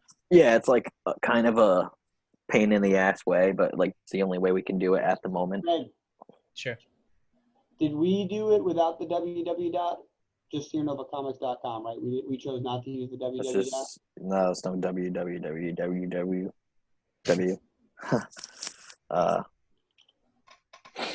Yeah, so if you have copies like that, you can do that. You can make a site without the www? It's when HTML5 was released and all the stuff went for it, basically, so www is just a subdomain, just like Right. anything else. World Wide And Web. if you exclude it, every browser assumes it's www dot, but That's if you correct. exclude it, it also allows it to like showcase without the www dot, so you see your name first. Oh, okay. And and not only that, if you do it with the www dot, I believe if you don't put it in, sometimes it can be an issue and nothing will show up. But if you do it without it, it will always show up whether it's blank or with the www. That's fun. Yeah. What the hell was that? Sweet. Shouting in the background? Is someone getting I breathed. I don't know if that was Oh it. no, it sounded like No, it sounded like murder. Yeah. I didn't hear that. I don't know. There's a video game playing in the background over here. Maybe. Oh. Lego DC Heroes or something like that. Nice. He's playing. Those games were sick. The movies were What is pretty it? It's called what? Lego Batman. Batman, Sorry. yeah. Yeah. the illest. That is a giant Superman, Lego Superman blasting I-beams. Okay. Fun stuff for everybody. I So want to watch that Harley Quinn cartoon. no, I haven't watched that. I've seen trailers of that. Pretty good. Yeah. Pretty good. I would recommend it. Is it soft porn? No. Oh, rats. I'll skip it. I don't know. I'm kind of sick of Harley Quinn in that way, to be honest with you. It's like, Yeah. don't like her new look in that regard. Honestly, okay. I'm kind of flabbergasted as to how she is so popular in general. Like, there's actually like way better like female Because she's villains, amazing. heroes. She's a stereotype. She has a stereotype attached to her that people Yeah. find appealing, marketable. All right. What do you call the accent she uses? Is that like a That's a Jersey accent. Yeah. Yeah. Like yeah? You got Jersey, the accent, Jersey. you got the skin tight outfit, you got the whole Mr. J type. Mr. J. She just sounds like the like alternate stooge. She's alternate stooge. She's got a Jersey / Long Island thing going on there. Yeah. Well, all right. Educating new creators, even though that was like kind of like what I was gonna want to talk about, but like we kind of have like enough for now, I think. So we can just focus on this community that we have. Sure. That'd be cool if we got 250 and then maybe stop at 50, but we're very close to that. I think like as a down the line, like a task we can start doing little by little. I think that's one of those. Yeah. Like we can start building up the content in terms of how we would explain things to a new creator, even though it doesn't have to go up immediately. But I think like the point that like that Peter and Orion were making when they were talking about that was super relevant. First of all, to dispel any misconceptions that people have about the pay system, about how the system, about how the platform works, about how partnership works, all that kind of stuff, right?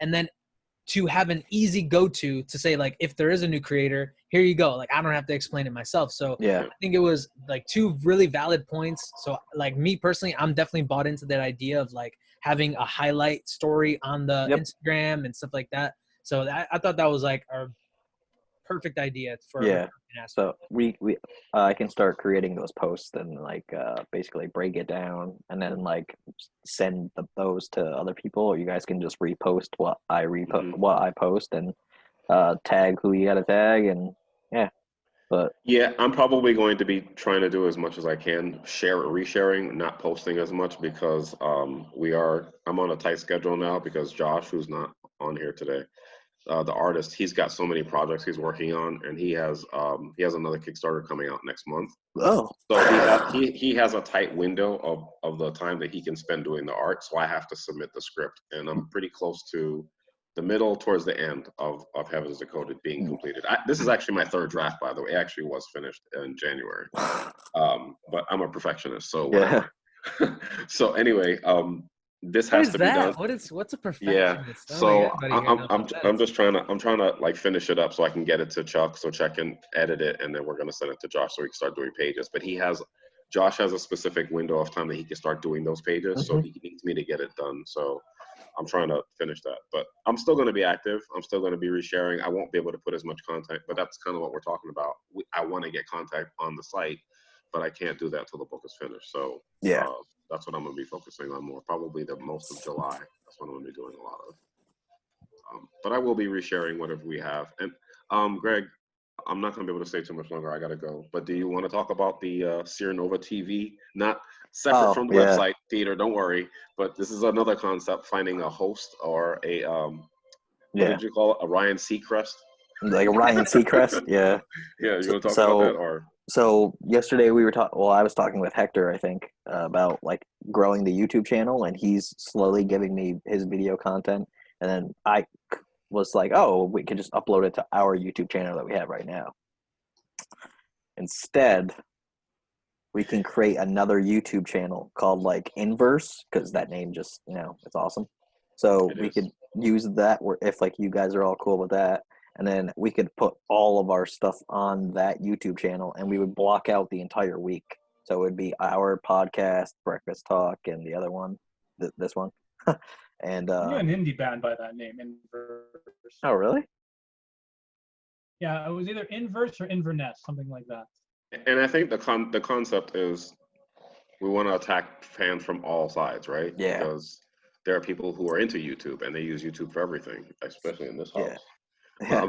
There's people who actually watch YouTube like TV, which I didn't even know you could do that. Yeah. I'm an old person. I didn't even realize this till a couple months ago. People actually watch YouTube all day long. Dude, Why do you think first 48. Way of the dinosaur.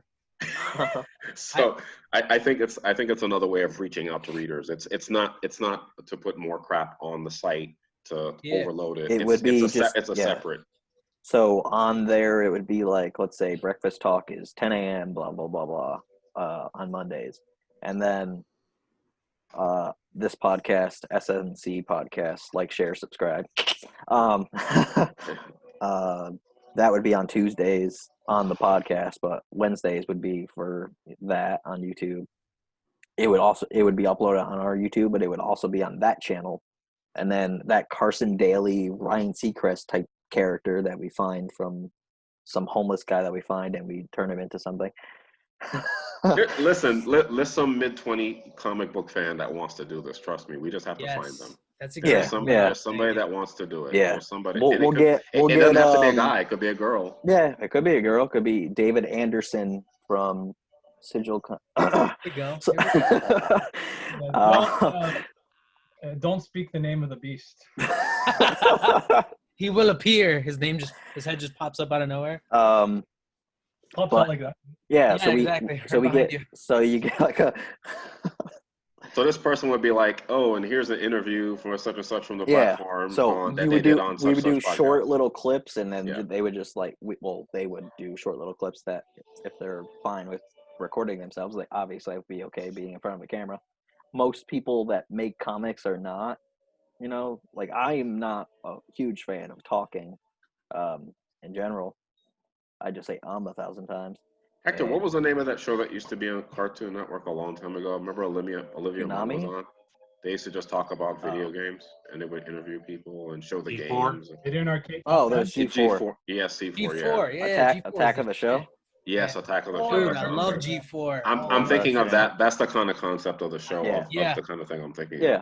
Well, I wish it was Olivia Munn. She looked just like her though. She was very similar. Oh, she did look like her. Yeah.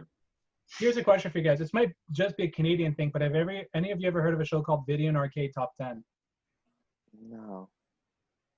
Okay, this is something back from when I was a kid. It was a game show where they brought a bunch of kids and they would be playing the latest games that came out at the time, like of the Super Nintendo. And at the end of each round, they would whoever got did the best in the game, they would win a prize. Right. That's cool. And of course, the host had the most ridiculous name. His name was Nicholas Pickles. I could have went sideways. Nicholas or something. I'm taller when I'm sideways, but anyway. No, and the other parts of that, having a host would be that they can do commentary on different things too. That's correct. They can create their own content, not just rely on the content that we provide them. Yeah. So if I'm doing a drawing video, they can just do commentary on the drawing video. Right. They can take someone's trailer and do Mystery Theater 3000. Yeah, exactly. Little robots thing up. Oh my God! If you do a Mystery Theater 3000,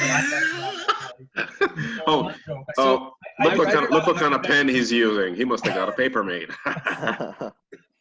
What kind of ink is that? My writer's kind of doing something similar with movies. So he's basically just doing commentary. He's gonna have some of his friends come over and they're just watching a movie and recording their commentary to the movie basically. So cool. It's something similar, but obviously not as good production value. And I'm sure there's not gonna be really poignant jokes. It's just gonna be all offhand, so.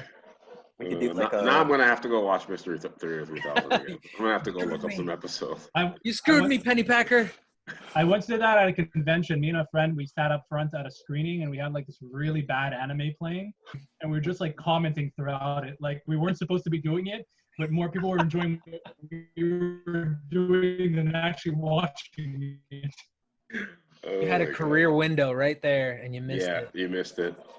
You missed your calling, Pete. We could do a show of drunk history, but it's just someone's drunk and they're commentating while. Dude, you just blew my mind right there. Okay, so remember when you were talking about having wiki pages for all the characters? Yeah. So what if we did that as a collective, right? Everybody has wiki pages, and then that's kind of it, a drunk history, but going through the indie characters. That's awesome. Oh my God. Yeah, that's nice. What is this? Fuck. What is this?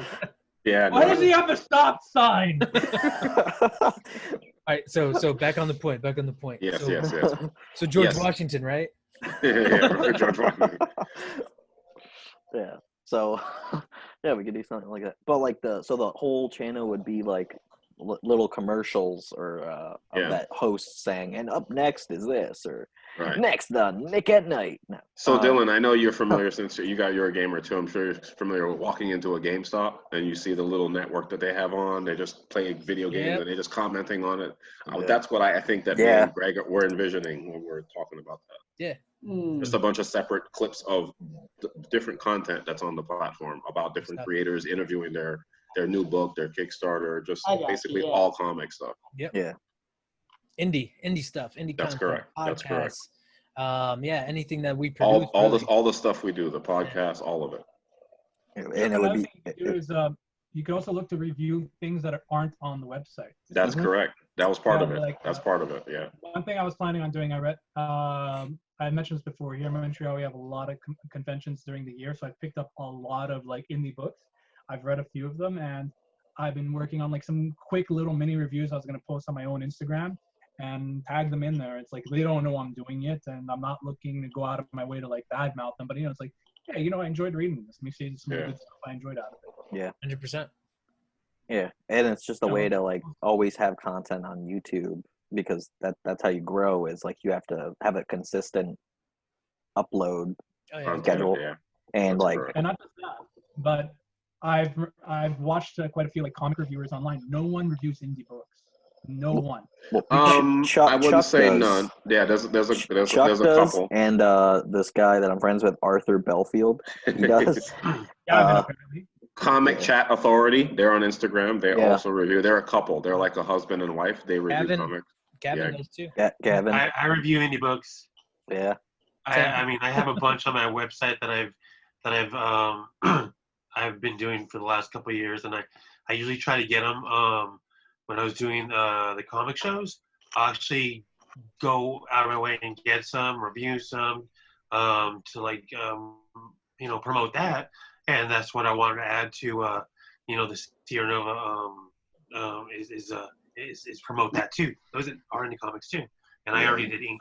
I think it is a good point. I think it is a good point that you're making though, Peter, because like you said, like no one does it. It's like they just don't have enough traction, like enough following and audience. Not a lot of people do it. Like you see a lot of the big comic reviewers are mostly reading stuff that's from Marvel and DC, or anything that's really popular pop culture wise. Like He-Man comics, I think, are made by Dark Horse. No one really reviews Dark Horse books, but if it's like franchise like He-Man or a franchise like Spawn, people will talk about it. But like, the little books like ours that have maybe 2-3 issues each, there's very few people talking about that. It's a very niche scene, but it's still a scene that we could like dive into, and especially if we can start getting more of a bigger following, then it's like, oh, cool, I've never heard of these books. This is kind of cool. Yeah. Some indie books I've seen, like I remember seeing the cover, I'm like, oh wow, this looks really cool. I've never heard of this book. Let me pick it up. I already have another Instagram account that it was the Indie Revolution. That was like the other Instagram account. Instead, I could turn that into the inverse, like YouTube type deal. Obviously, people don't just like putting YouTube videos on Instagram, but the whole inverse thing could be on there. I think one thing we have to really like keep in mind too is like so many like logs in the fire, you know what I mean? Like, so if we have to really find the host first, like, populate some stuff so he can understand, or he or she can understand what we're doing. Yeah. But yeah, just having too many logs in the fire, like nothing's going to get done, so priority wise, like that's, we're just we're talking about ideas and stuff. We're talking ideas. Yeah. Yeah. But the plan aspect of it, like that just needs to be figured out too, like this doesn't have to be done this month either. Yeah, exactly. This is down the road, but yeah, definitely we need more content. The more content is going to drive more concepts. Yeah. I'm sick of just ideas. that was like a key for me. Like when we first started talking about, it was like having a host that's going to do like work. But this person, I was going to say, this person's going to have to be a self-motivator. Yes. Because we're not going to be able to be chasing them around to see if they're doing it. Yeah, we can't have the guy that was our third business partner because he didn't do anything. he just wasn't into it. Tony the Tiger. There, great.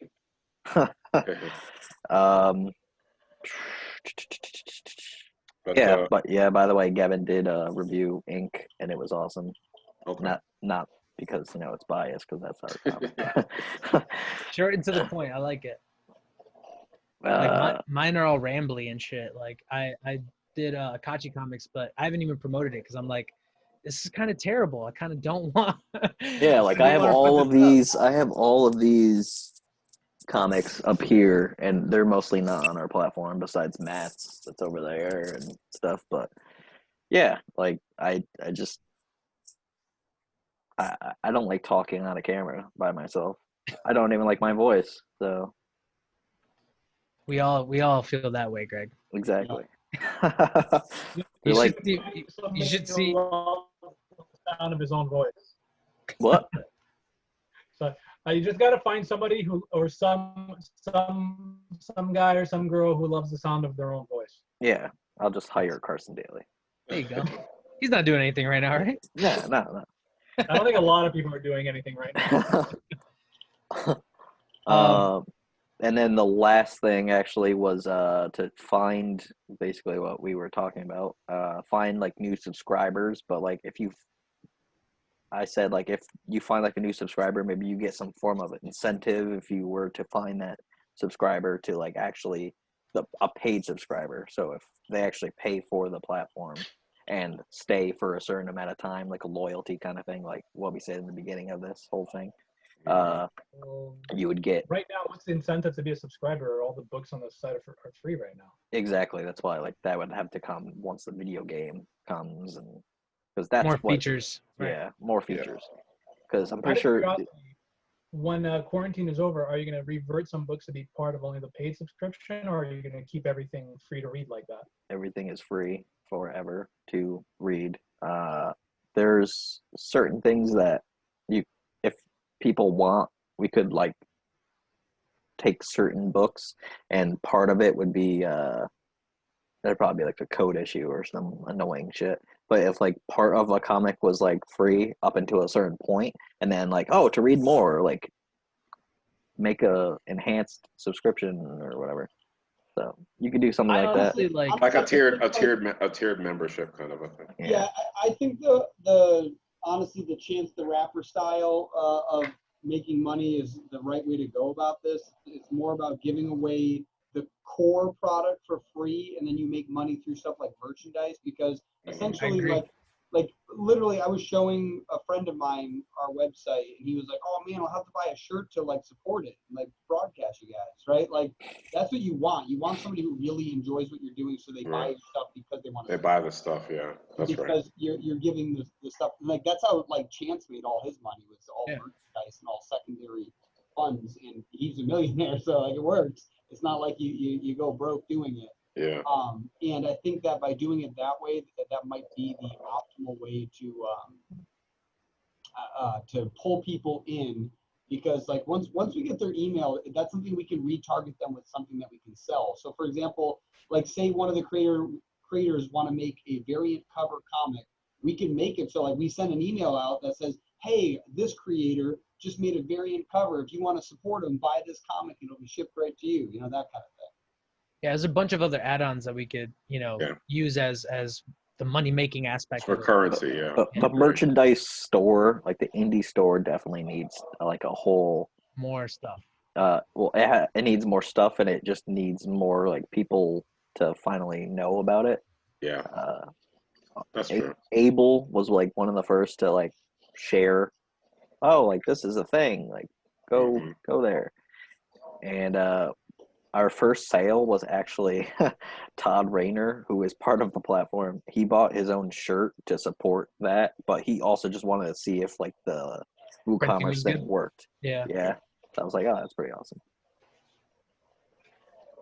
But we haven't had any sales through that besides his shirt. Like when he bought his shirt, there's views because I can see people viewing things like New Leaf stuff. People are looking at that. They're looking at like the phone cases and other stuff. But yeah. I think the phone cases is a really good idea, actually. Yeah. I had a quick little tidbit in there. In terms of like Comic-Con aspect, I have to just kind of see how their business grows. But one of my friends just went into screen printing.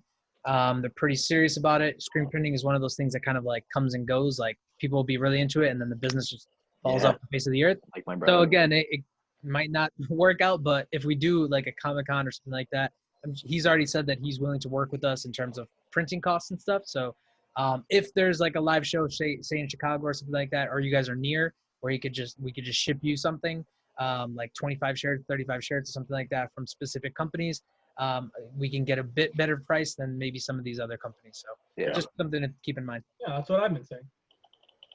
Yeah. So if they're working with a bunch of the creators, they'll give us a discounted price, that kind of a thing. Yeah. I mean, I know him personally, so he's like, and they're obviously like in the startup phase. So they have like things that they're trying to do, but then also like they want business, right? So we should exclusive his ass right now. if we have actually like ways to sell them, like, yeah, for sure. Yeah, we'll get all the creators will be going to that t-shirt company, and that way everybody benefits. We get lower prices and he gets more business. Yeah. I'll get her done, Dylan. Get her done. I'll take the I'll take the hit and do like 10 shirts, see how they print and see how like the process goes, and then maybe from there we just we start doing that kind of stuff. It just make it simple, guys. 2 colors. Yeah. Well, he was saying ours is like 4 colors because we got our first shirt screen printed by this guy that Dylan's dad knows, and they came out good, but like that's why we went with that sapphire type color, just because it looks good when you put all that together. He says he's got the 2-1 right now, like the 2 color, like he's doing dual separation, so it's only like 2 colors. Yeah. But that you could still do a lot with that. I mean, if you guys don't know how to make brandable icons, I can show you how to do that. It's really simple. If you know anything about Illustrator, it doesn't take that long, really. Yeah. But yeah, anyway. Yeah. The indie store definitely should be like a whole thing. Like maybe that could be like another post that I like do a lot of. I did in the beginning when we first made it, but like I should probably like create a template for that. Be like, oh, this is actually here. Yeah, sweet. Yeah, I want to put up some more designs at some point, and that just adds to the billion things that I have to do. So we'll see. We'll see when that gets up. Yeah.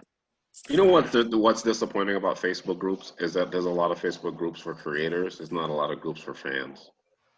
Some creators are fans. Well, most creators are fans, but yeah, I get There's that. a lot of people that read comic books that are not creators. Yeah. I want to know how do we find these people and pull them out of their pajamas and get them to read our stuff. that was part of the whole wanting to create a trailer for our website, because that's what I would be doing with the money that we're like pulling together, is run ads to literally test several demographics to figure out where you're congregating. I literally have this entire book is all about like pulling where your people are and figuring out how to get them to your website. I think that's literally the only point of this book. And there's a section in here called the Dream 100, and the idea is to find where our people are congregating, right? So like whoever the comic readers are that enjoy indie comics separate from our Marvel and DC, we want to figure out where they're hiding, and we can't unless we literally run tests and do research. Like that's I think I'm gonna stand outside of a comic store and just have like a survey and just like, do you like indie comics? Do you like Marvel? Do you like DC? Like check all the boxes. So Hector, you're sort of in the same area where I was, as I want to know. I was just going to mention local comic book shops. When it comes to the COVID-19, do we think there's going to be a different strategy when the stores open up? How can we use comic book stores locally to help us? Not use Diamond. Well, I don't mean shipping. I mean actually physically going to stores once COVID is over. Is it going to help us having the stores open, or we can go to store owners and say? I think if we have like print ready materials, then it's going to be beneficial like right away once they open up, because then like because of the issue with Diamond and because like the bigger companies are kind of having to slow down right now. Now we're replacing some of their inventory. So I think that might be helpful, but I know personally I don't have anything ready like to print, so it really just would depend on what you have available. Yeah, I just meant in general, not me specifically, but in other words, do we think as comic creators and as far as the industry is concerned, is it going to be an advantage when they open back up? I think the marketplace for what we're doing. I think the marketplace has opened up because of this for indie creators. It's just how like most indie creators I don't think are prepared to take advantage of it. So that's kind of the nobody saw the Diamond thing actually. Yeah, some did, maybe some did, but that it would fall through so quickly. I think that's kind of the surprising aspect of it. Not that it happened, but it was just like done. I'm sure a lot of people wish that we knew it was going to happen. We'd all be more ready, right?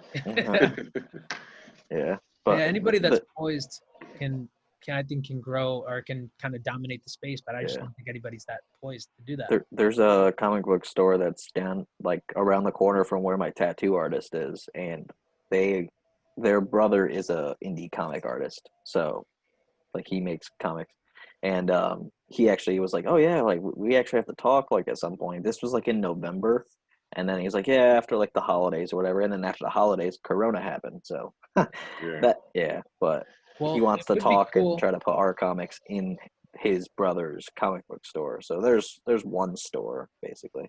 Yeah, but that's kind of leading into a good thing that's kind of tying what Orion said, and then what you're saying right now is like, would it be cool to like have one person go in as a platform and say, hey, we're a platform, and do you want us to kind of like rejuvenate some of your inventory? We have, say 6 creators that have books ready. We can ship them at this, this date or whatever.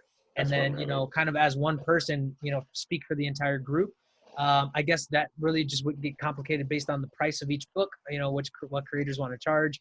And then that agreement between the comic store and then I guess whoever's being the go-in-between or whatever. How that works. That becomes an issue in certain regards in that how are you going to pay creators for this? Because most shops, they probably won't buy them off you. They'll probably, because it's an indie book, they'll want to sell them on consignment. Meaning you're going to probably have to keep checking in with them, seeing if it's sold, and then seeing which issue sold, and then paying your creators afterwards. So who's going to pay for the initial printing of all those books? That's what I was saying. If people do have them already available, so anybody who actually has stuff available, if they need or want to put them in a comic shop, it's like kind of, again, it's like a not an obligatory thing, but more of a you're opting in. If you have talking about the product, I'm going to tell you from some personal experience of I put my book in some comic shops, and it doesn't sell. An indie book in a comic shop will basically never sell. If you have it with multiple issues, one store said, I will take your book, but you have and then I'll put one issue out, and then 2 months later, a single issue comic. Yeah. And it's just like a single like floppy issue. Sure. If you have 3 issues, yes. If you've made a paperback collection, yes. But if it's a single issue and you only have the one, I would not waste your time with a comic shop. I would much more recommend, if we're going to be taking the comics that we've printed and paid to ship them to the convention scene, because if people are going to buy indie books, they're going to buy them at the indie scene. People aren't going to go to a comic shop to buy your indie book because, unfortunately, they're there to buy Marvel, DC, Dark Horse, and Image. If they see an indie book, it's like, but I'm just saying, if they see an indie book, they're going to be like, that's cool, but they're not there for that. And if they only see one issue, they're not going to bother. I agree with the volume, like having multiple, right? Like having a collection of like this one comic, right? And like as an individual not being able to sell those books, right? I guess the idea is having like one person be a representative for the platform and multiple books, right? So now you're not just having one book available for the comic shop, but you also have numerous titles. But like I completely understand what you're saying, and maybe it's more or less like there's some comic book shops, like there's actually one here in Chicago, and it's one of the bigger ones here, and they have literally an indie section that they push. So they try to get indie like comics spotlighted. So maybe specific shops would be more apt to helping you guys sell comics. Yeah, I think you make a good point, Hector. I think the store size has a lot to do with it. There's a part here at Harrisburg, PA, which is the capital of the state. There's a bookstore there, and it's actually a bookstore, and I didn't know there was a comic section in there. Half the bookstore is comics, and there's literally a section that says indie. I've been to a lot of comic book shops in my life. I've never seen that before. So it depends on the size. The size of this bookstore is Books and Burgers, by the way. The size of this store is like the size of a Barnes and Nobles. If you've ever been to one of those, you see they're huge, and it looks like a library. But there's literally a section sected off just for comic books, and it's like got some toys and stuff like that. Yeah. But there's a whole row. It looks like an aisle, a shopping aisle, and it's just indie comics alone. Now the actual local comic book shop is probably not going to have an aisle like that. And your point might have one crate that just says indie. And the point you were making, as in the point of contact, right? So like whoever is actually like going to the shop, that it's going to be like a job. Like, so checking back in with them, You have to go on like sales. exactly. So it really would be a complicated thing. I think that it was, as an idea, it works, but yeah, definitely our Comic-Con ideas are, selling as a group, I think actually has way more traction. Oh yeah, than absolutely. What you're talking about. Absolutely. Yeah. Like, that's the thing, like, because when you're doing it for the comics is that you're going to ship them all to one person. Are they all going to stay in that book? How much is that store going to take? And then you have to ship it to somebody else. Yeah. And Complicated for sure. Yeah. At least with Comic-Cons, it's like, okay, there's the Comic-Con where Orion is. And, okay, we send all of our books to him. We paid the shipping that first time. He gets all the books. He sets up. Okay, maybe he sold like half of them. So the next Comic-Con is in my area. He sends them all to me. If anyone else wants to add in or pitch in more books, they send them to me as well. I sell them. Whatever I sell, I transfer the money. Then I take what I have, send it to the next person. And there's less variables involved there. And it's one event. It's not like every week you have to go and check in and make sure things are going smoothly. But that's not to say that the idea of, if you find a comic shop that has a very robust indie section, like the one you said that they actually promote their indie people, then that's not a bad place. But I would recommend if anyone wants to participate in an indie store, in a comic book shop, to at least have 3 issues printed or have trades. I agree. Yeah, you have to have a lot of content to hook people in. One issue is not and barcodes too. We don't talk about that enough. Very true. These comic book shops, they want many barcodes. Yeah, that's the one thing that we're still looking at. Dude, if you want to know how to make a barcode, I can totally help you out with that. I actually bought a serial number for my series, and when you do it for a comic book, it's very interesting. I'm going to go into full geek mode a little bit. If you ever look at any single issue comic book, if you look at the barcode, it's longer than other barcodes. It has 5 extra digits. Mm-hmm. So those 5 extra digits, the first 3 are the issue numbers. So 001 for issue 1. Second number, the fourth number is the cover. So if the book has multiple covers, then that's the number. So that's how you know if it's a variant cover, if you know it's the main cover, or how many variants run. In other words, let's say this is the 3rd time you've printed this series, you change the barcode to the last number is a 3. Gotcha. And barcodes are super easy because with comic books, if it's a series, you can use the same barcode all the time. You just have to change the last 5 digits. Right. And you can go on websites, you put in the numbers, and they generate it for you as an image, and then you slap it onto your image. Sick. See, that's what this is about, is the sharing of the information. Yes. That's what we need to be telling people is, let's not act like everybody knows this stuff. Not everybody does. That would actually be good to get in a blog. We like, just like Greg wrote out that 21 steps to running a successful Kickstarter.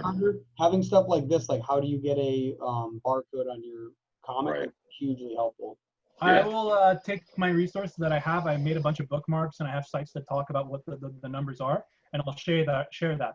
The only time, like, since I bought my barcode and I put it on all my books, it's always the same barcode. I don't have to change it. But if I make a trade, I have to generate a new barcode. And you pay for these. They're not very expensive. No, they're not expensive. Like, I did see that. No, like a barcode's like maybe like $7 to $10. Yeah, for like 100, I think, right? Something like that. You can get like 100 of them for like $10. You buy a package deal, you get multiple, and you pay less. But I think if you're buying a single one, you're paying $5 to $10. But if you buy multiples, you can get deals. And if you're just making a comic series, you only need one. That's so, correct. For example, your Sierra Nova Chronicles, that would all be the same barcode. You only have to ever buy it once. But if you ever make collections, each collection has to have its own barcode. Well, it would be cool to have a bundle that people buy into, like when they're available to like sell books, right? So like I have these, like you said, 100 or 20 different barcodes. I'm only using one. I'll sell you this, another one for, $4, $5, right? So like you're buying a bundle and you're selling them out to different indie creators so they can have their own. I guess it's just, we buy something and then we support each other by buying it from another indie. We're sharing it, yeah.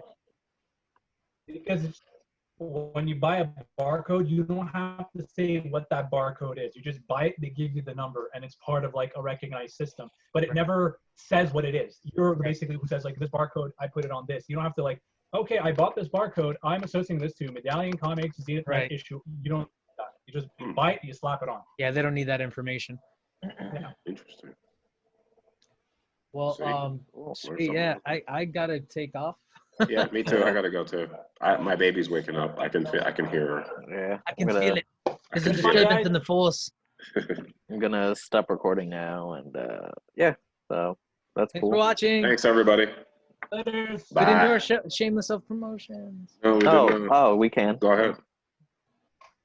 I have nothing to promote, so I'll sit here. Yeah, you just show Coming I soon. was for Dying Comics. You can read my books, Lead at Nights on Sierra Nova Chronicles and Comixologies, both issues 1 and 2. Go ahead, Gavin. You're muted. You're muted. He's muted. Why is he muted? I think There. just Oh, There it is. Sorry. There you go. My shameless self promotion is like during the whole show because I have my backdrop, the Stone Legacy. Check Yeah, it but out. it's It's backwards. yeah, yeah, it's it's mirrored. We can't see it. Yeah, it's mirrored. weird. It's flipped. So I Good can. to know. You can change to the know. settings someplace. Yeah, for real. Like you gotta. Yeah, just reverse it somehow. But You know what? I reversed it so I could see normal, but I didn't realize that I was making it reverse for everybody else. Thank That's you correct. for that. where can we find it? You can find it on the Sierra Nova website and also go to thestonelegacy.com. Sick. I'm Hector from New Leaf, and we have a whole bunch of podcasts and stuff like that coming out right now. We have Nerd Talk with Nate, also Super Stack Sunday. Those are both podcasts, can be found on Spotify, Anchor, all those different places. And then also we have drawing videos, like progress videos. Sketch It Up is exclusive to IGTV, and then Watch Me Whip, that goes up on Facebook and YouTube. Eat. And I'm Ron from Cypher Comics. Heavens Decoded, coming in 2020, end of this year. Yeah. Well, that's awesome. Sweet. How about you, Greg? We have the remastered of the first issue of the Seer Chronicles coming out this year, as well as the second issue, which is amazing. So read it. And the second issue of Ink coming out, and the first issue of Scales coming out. And I am gonna lose all my money. And all of the money. and our video game is finally coming out if funded. Yes. Yeah. On Sierra Nova Comics. All on Seer Nova. Here's a question for the people on this podcast who have dropped like ridiculous amounts of money paying for your book. What? Yeah, Sorry, my internet connection is bad today. I don't know why. I was saying for the people on the podcast who aren't artists, how many of you have like paid ridiculous amounts of money out of your own pocket for your book? Raise your hand. that's a given. That's a given. My fiance is going to kick me out if I pay for another artist. Apparently, I'm insane if I pay thousands of dollars to make a comic book, though. I literally broke down the costs. Yeah. I'm the artist, and I literally broke down the cost of my partners, and I was like, just to make our 2 graphic novels, we're looking at like, if I charge my typical page rate for a full color, we're talking like 20 grand that I'm not taking any money for it. So Holy shit. yeah. Yeah. These are I graphic think novels. These are graphic novels. So obviously hundreds Yeah. of pages. The Yeah. point is, I should have kept drawing and quit writing when I was 13. It's tough, man. It's tough. I'm not gonna lie. It'd have been cheaper if I just wasn't my own artist. If I didn't have my own projects, I would probably be in a way better financial situation. But I definitely prioritize my own projects a little too much. I think people don't realize the amount of money, especially when you're a writer and you can't draw and you can't do it yourself, the amount of money it costs to get this done. And the thing is, if you're coming out of nowhere and this is your first project, it has to all be out of your pocket. Yeah. Yeah. Eventually, like, we would like Kickstarter to kind of not be the business model, but in a way, like, Be a tool I for don't- funding what it's yeah. supposed to. so you know? I don't have to pay out of my own Yeah. paychecks for all of those comics. Or 'cause- just for reimbursal, like you paid out of your pocket to start with, but then Yeah. you reimburse yourself like at Yeah, least some of the exactly. cost. That almost happened with our Kickstarter because we got almost double what we wanted, but then some backed out, and then I had to get certain things like bookmarks and stuff I got from Vistaprint instead of a different website that I was going to get the stuff from. So all that price stuff factored in, and it messed everything up. Yeah, man. That's And by the way, that's a painful subject for me. There was something brought up with that was like, we know what we're talking about here when we're talking about this subject.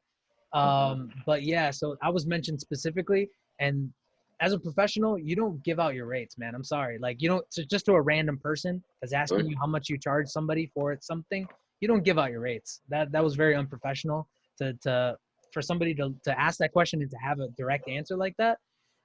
If they're involved with the process, then yeah. Like if it was my company, somebody in my company asking me, hey, what do you charge typically for this? Then yeah. But like as an outside, that's very unprofessional, first of all.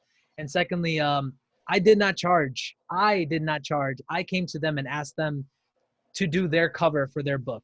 I went out of my way to help another person that I like, and I like what they're doing, to succeed. So it wasn't about money for me. It was about helping a friend. Let me ask you a question, Hector. Just hypothetically speaking, writers to artists, how does a writer go about approaching an artist that they like and asking them about what their rates are? Just out of curiosity, what's befriend them for 3 years? No, I think the most efficient way to do it is just to be very upfront with everything, right? So you come to an artist that you like and you say, I'm an indie publisher. I'm just getting started out of the gate. I understand I probably won't be able to afford you, but what are your rates? I just want to gauge kind of like, what you're working for. I have a couple, maybe other people that I've seen their rates, and I'm looking at your work, and obviously comparatively, I like what you're doing as opposed to them. So I just wanted to know kind of like what you typically charge. Approaching a woman in a bar is easier than probably. But let's be honest, we're all men. We're used to rejection, right? There you go. No, I would say, but just don't be condescending. That's really the only thing. That's the key, right? Is not to try and like negotiate with people. Like if they're telling you that's what their rate. No, I'm just like, I mean, there's room if somebody's open to it. Like me, for example, if an indie publisher came to me and said, hey, this is the situation, I would definitely be open to like negotiating, right? But don't start the negotiation by trying like this weird tactic where it's like, that's too much. Like, well, if it's too much, you can just move right along. Like we don't have to keep talking. Yeah, I don't. Yeah, when I like was asking for like artists like through Facebook groups, and that's why I like when people actually message me instead of going into Facebook groups and be like, oh, who wants to be my artist? And then you got like 25 different people like, I'll do 30, and then the other person like underbids like, I'll do 25, and I'm like, no. Oh yeah, that's impossible. You're gonna message me, and then we're gonna talk it out instead of you like underbidding other people. But I think the worst thing you could do if you're approaching an artist is to start playing head games and trying to have like some psychological warfare within this negotiation, like where you put them down, like it's a pickup artist. Right. It's funny enough. Don't be a pickup artist. Go in there like very honest and upfront. And I think most, especially aspiring artists, are gonna have some room to work with you. But if you start playing games, it's not even worth my time to entertain that. Like, Let's be honest though, Hector, some artists are not all the same. Some people already have numbers in their head and they're not willing to bend from it. They don't. I heard one guy, I read a comment in a Facebook thread where the guy said, if I like the project, then I might work with them. But if it's somebody who I don't know them, that I'm going to charge them my standard rate, because I may not like the project, but I may need the work or something like that. Well, that's a valid point, isn't it? I mean, if I'm invested into what they're talking about, then I'm like, okay, cool. Maybe I can shave off some of my rates to make this possible. But if I don't really like the subject matter, but I do need work, then they're not really going to get any kind of discount. But it's every artist is different. Like I'm speaking for myself. Like, again, what I just said previous to this, like I will go out of my way to help somebody succeed and not charge them a damn thing, regardless of how much they stand to make, which if we're talking about indies, we're not talking about thousands of dollars anyway. Let's be real. So again, for me, it's just about helping people and being able to help people along the way, like with my craft and with my skill. And, having my name on a cover is probably pretty cool too, right? Like that helps me sell my product like in the future. So it's a win-win in my book. But yeah, I would just say, just be honest. That's the best way to approach an artist. Reasonable. Be reasonable. You can always try Upwork. There's tons of freelance websites that you can go to, and you can negotiate your ass off if you really want to, because there's a huge pool of people to work with. But I'd say if you're like So here's one thing too that happened. I mean, I'm an artist and I'm a creator, right? So like an artist approached me on Instagram, and we're not in the market to hire an artist, right? So even me considering bringing on an artist, that was like a stretch. So he approached, and then he was just like, hey, so what are you guys working on? Like, I'm an artist looking for work. Like, what can you do for me, basically? So I was like, well, we don't really have a need, but here's what I can afford. And then he was like, nope, can't do anything, below this specific price range. And okay, as an artist, I kind of had to restrain myself from saying you're not worth that much, because that's a really hard thing to say to somebody, and it's discouraging and it's negative. So I didn't say that, obviously, but I just said, like, we're currently that's not our budget. We can't afford that. So, I'm not going to waste your time and try to negotiate, because there's no wiggle room. This is your rate. There's my rate. That's it. Like, there's nothing else to talk about after that. But, I think that there's a valuation aspect too that an artist has to understand. Like, we talked about it actually, I think in our breakfast talk, our first breakfast talk, we talked about page rates, and it's variable. It's variable based on your experience, your portfolio, and then like, again, the creator that you're seeking out, right? So if I'm going and I'm, as an artist, I'm looking into indie creators, I should already have a mindset that they're probably not going to be able to pay me what a bigger company does. So you can't set your sights on that number, You said it, but not all artists think like that. Yeah. And also it depends where your artist is from, because when we're using the internet, well, now it's worldwide. So maybe your artist is from the other side of the world, and what they value their art at, what they charge at, could be different. Yeah. The trade-off there is the communication barrier. So yes. that can always be a problem. And the thing is, like what you were saying, Orion, not all artists think like that. I've been a professional illustrator for over 7 years now with multiple clients. So I do have a good like case study. And I'm just saying that, like, to everybody that's an artist out there that really is valuing the work maybe a little too high. If there was something that we did talk about in the breakfast talk, if you don't have work, you're worth nothing anyway. So you have to have a middle ground there. You have to have some wiggle room where you say, yeah, it's not my ideal range, and maybe it will hurt, like, my pocketbook to take on this job. But if I'm taking on the job and I'm spending the hours doing it, at least I'm getting paid something, as opposed to nothing by not taking work. I think this might be the only industry where people who are not at the top tier are able to set their prices. Like, I could go to like Paramount Pictures and be like, hey, I got a bunch of great ideas for movies. Make me an executive producer right now. And they say, well, what have you done? But it doesn't matter. Don't disrespect my talent, okay? This is what my price is, and I don't care if you're a small movie company or a big movie company. You have to pay me what I'm worth, and that's well, no, but see, you're laughing, but that's the comments I've seen. That's a slur now. No, right. No, but listen, this is the comments I've seen on Facebook. This is what artists say about themselves. They say, I don't care if you're an indie publisher or if you're Marvel, this is what my rate is. And there are people like Hector, but Hector, you're not the majority. A lot of artists do believe what I would should get paid whatever they want. Here's what I would say about that specifically. When I was doing graphic design, there was certain things that we did to qualify people, right? So clients, we didn't take every client that we came across, right? So we had certain qualifiers. As a artist, or I'm sorry, as a creator that's hiring an artist, I would say use certain qualifiers. Like, if I'm speaking a certain way that's not necessarily professional, then I'm probably not a professional. So there's certain things that you say, there's ways that the relationship goes, and you'll see, like, when you take on professional clients, they have a specific way that they do things, and it's smooth. It's so smooth. You don't have to fight on really things. When you're negotiating, it's always a give and take. It's never a take, and you're always giving. So there's certain aspects that you can look for within, like, the negotiation aspect of it that's going to tell you everything you need to know about that person and that relationship. And I would say if you don't hit those first couple markers, move on. You know what I mean? Like, I will say that I've been fortunate and blessed with Josh, because there's probably a lot of stuff that he did that, even though I did pay him, I paid him twice actually, because he did a lot of extra work and he didn't ask to be paid. But I was like, dude, you're doing a lot of work.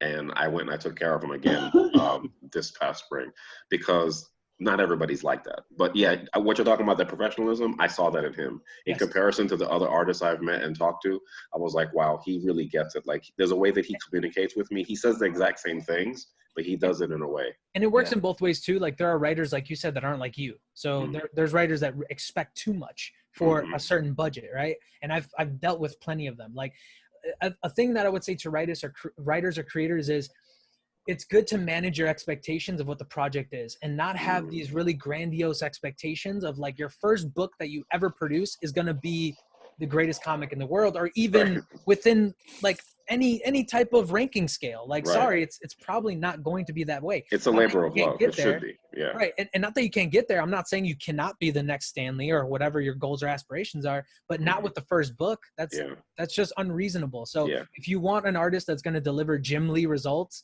for Hector Barrero money, that's not going to work. Like, what? You mean I can't have that, Hector? Exactly. Anyways, guys, I'm going to have to head out. We've been at this for a while. It's been I think we're all, Yeah. It's because Greg talks too much.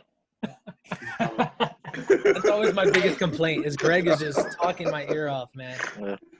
Bye, guys. Take care. Later, guys. Have a good weekend. All right, guys. Take care. Outro.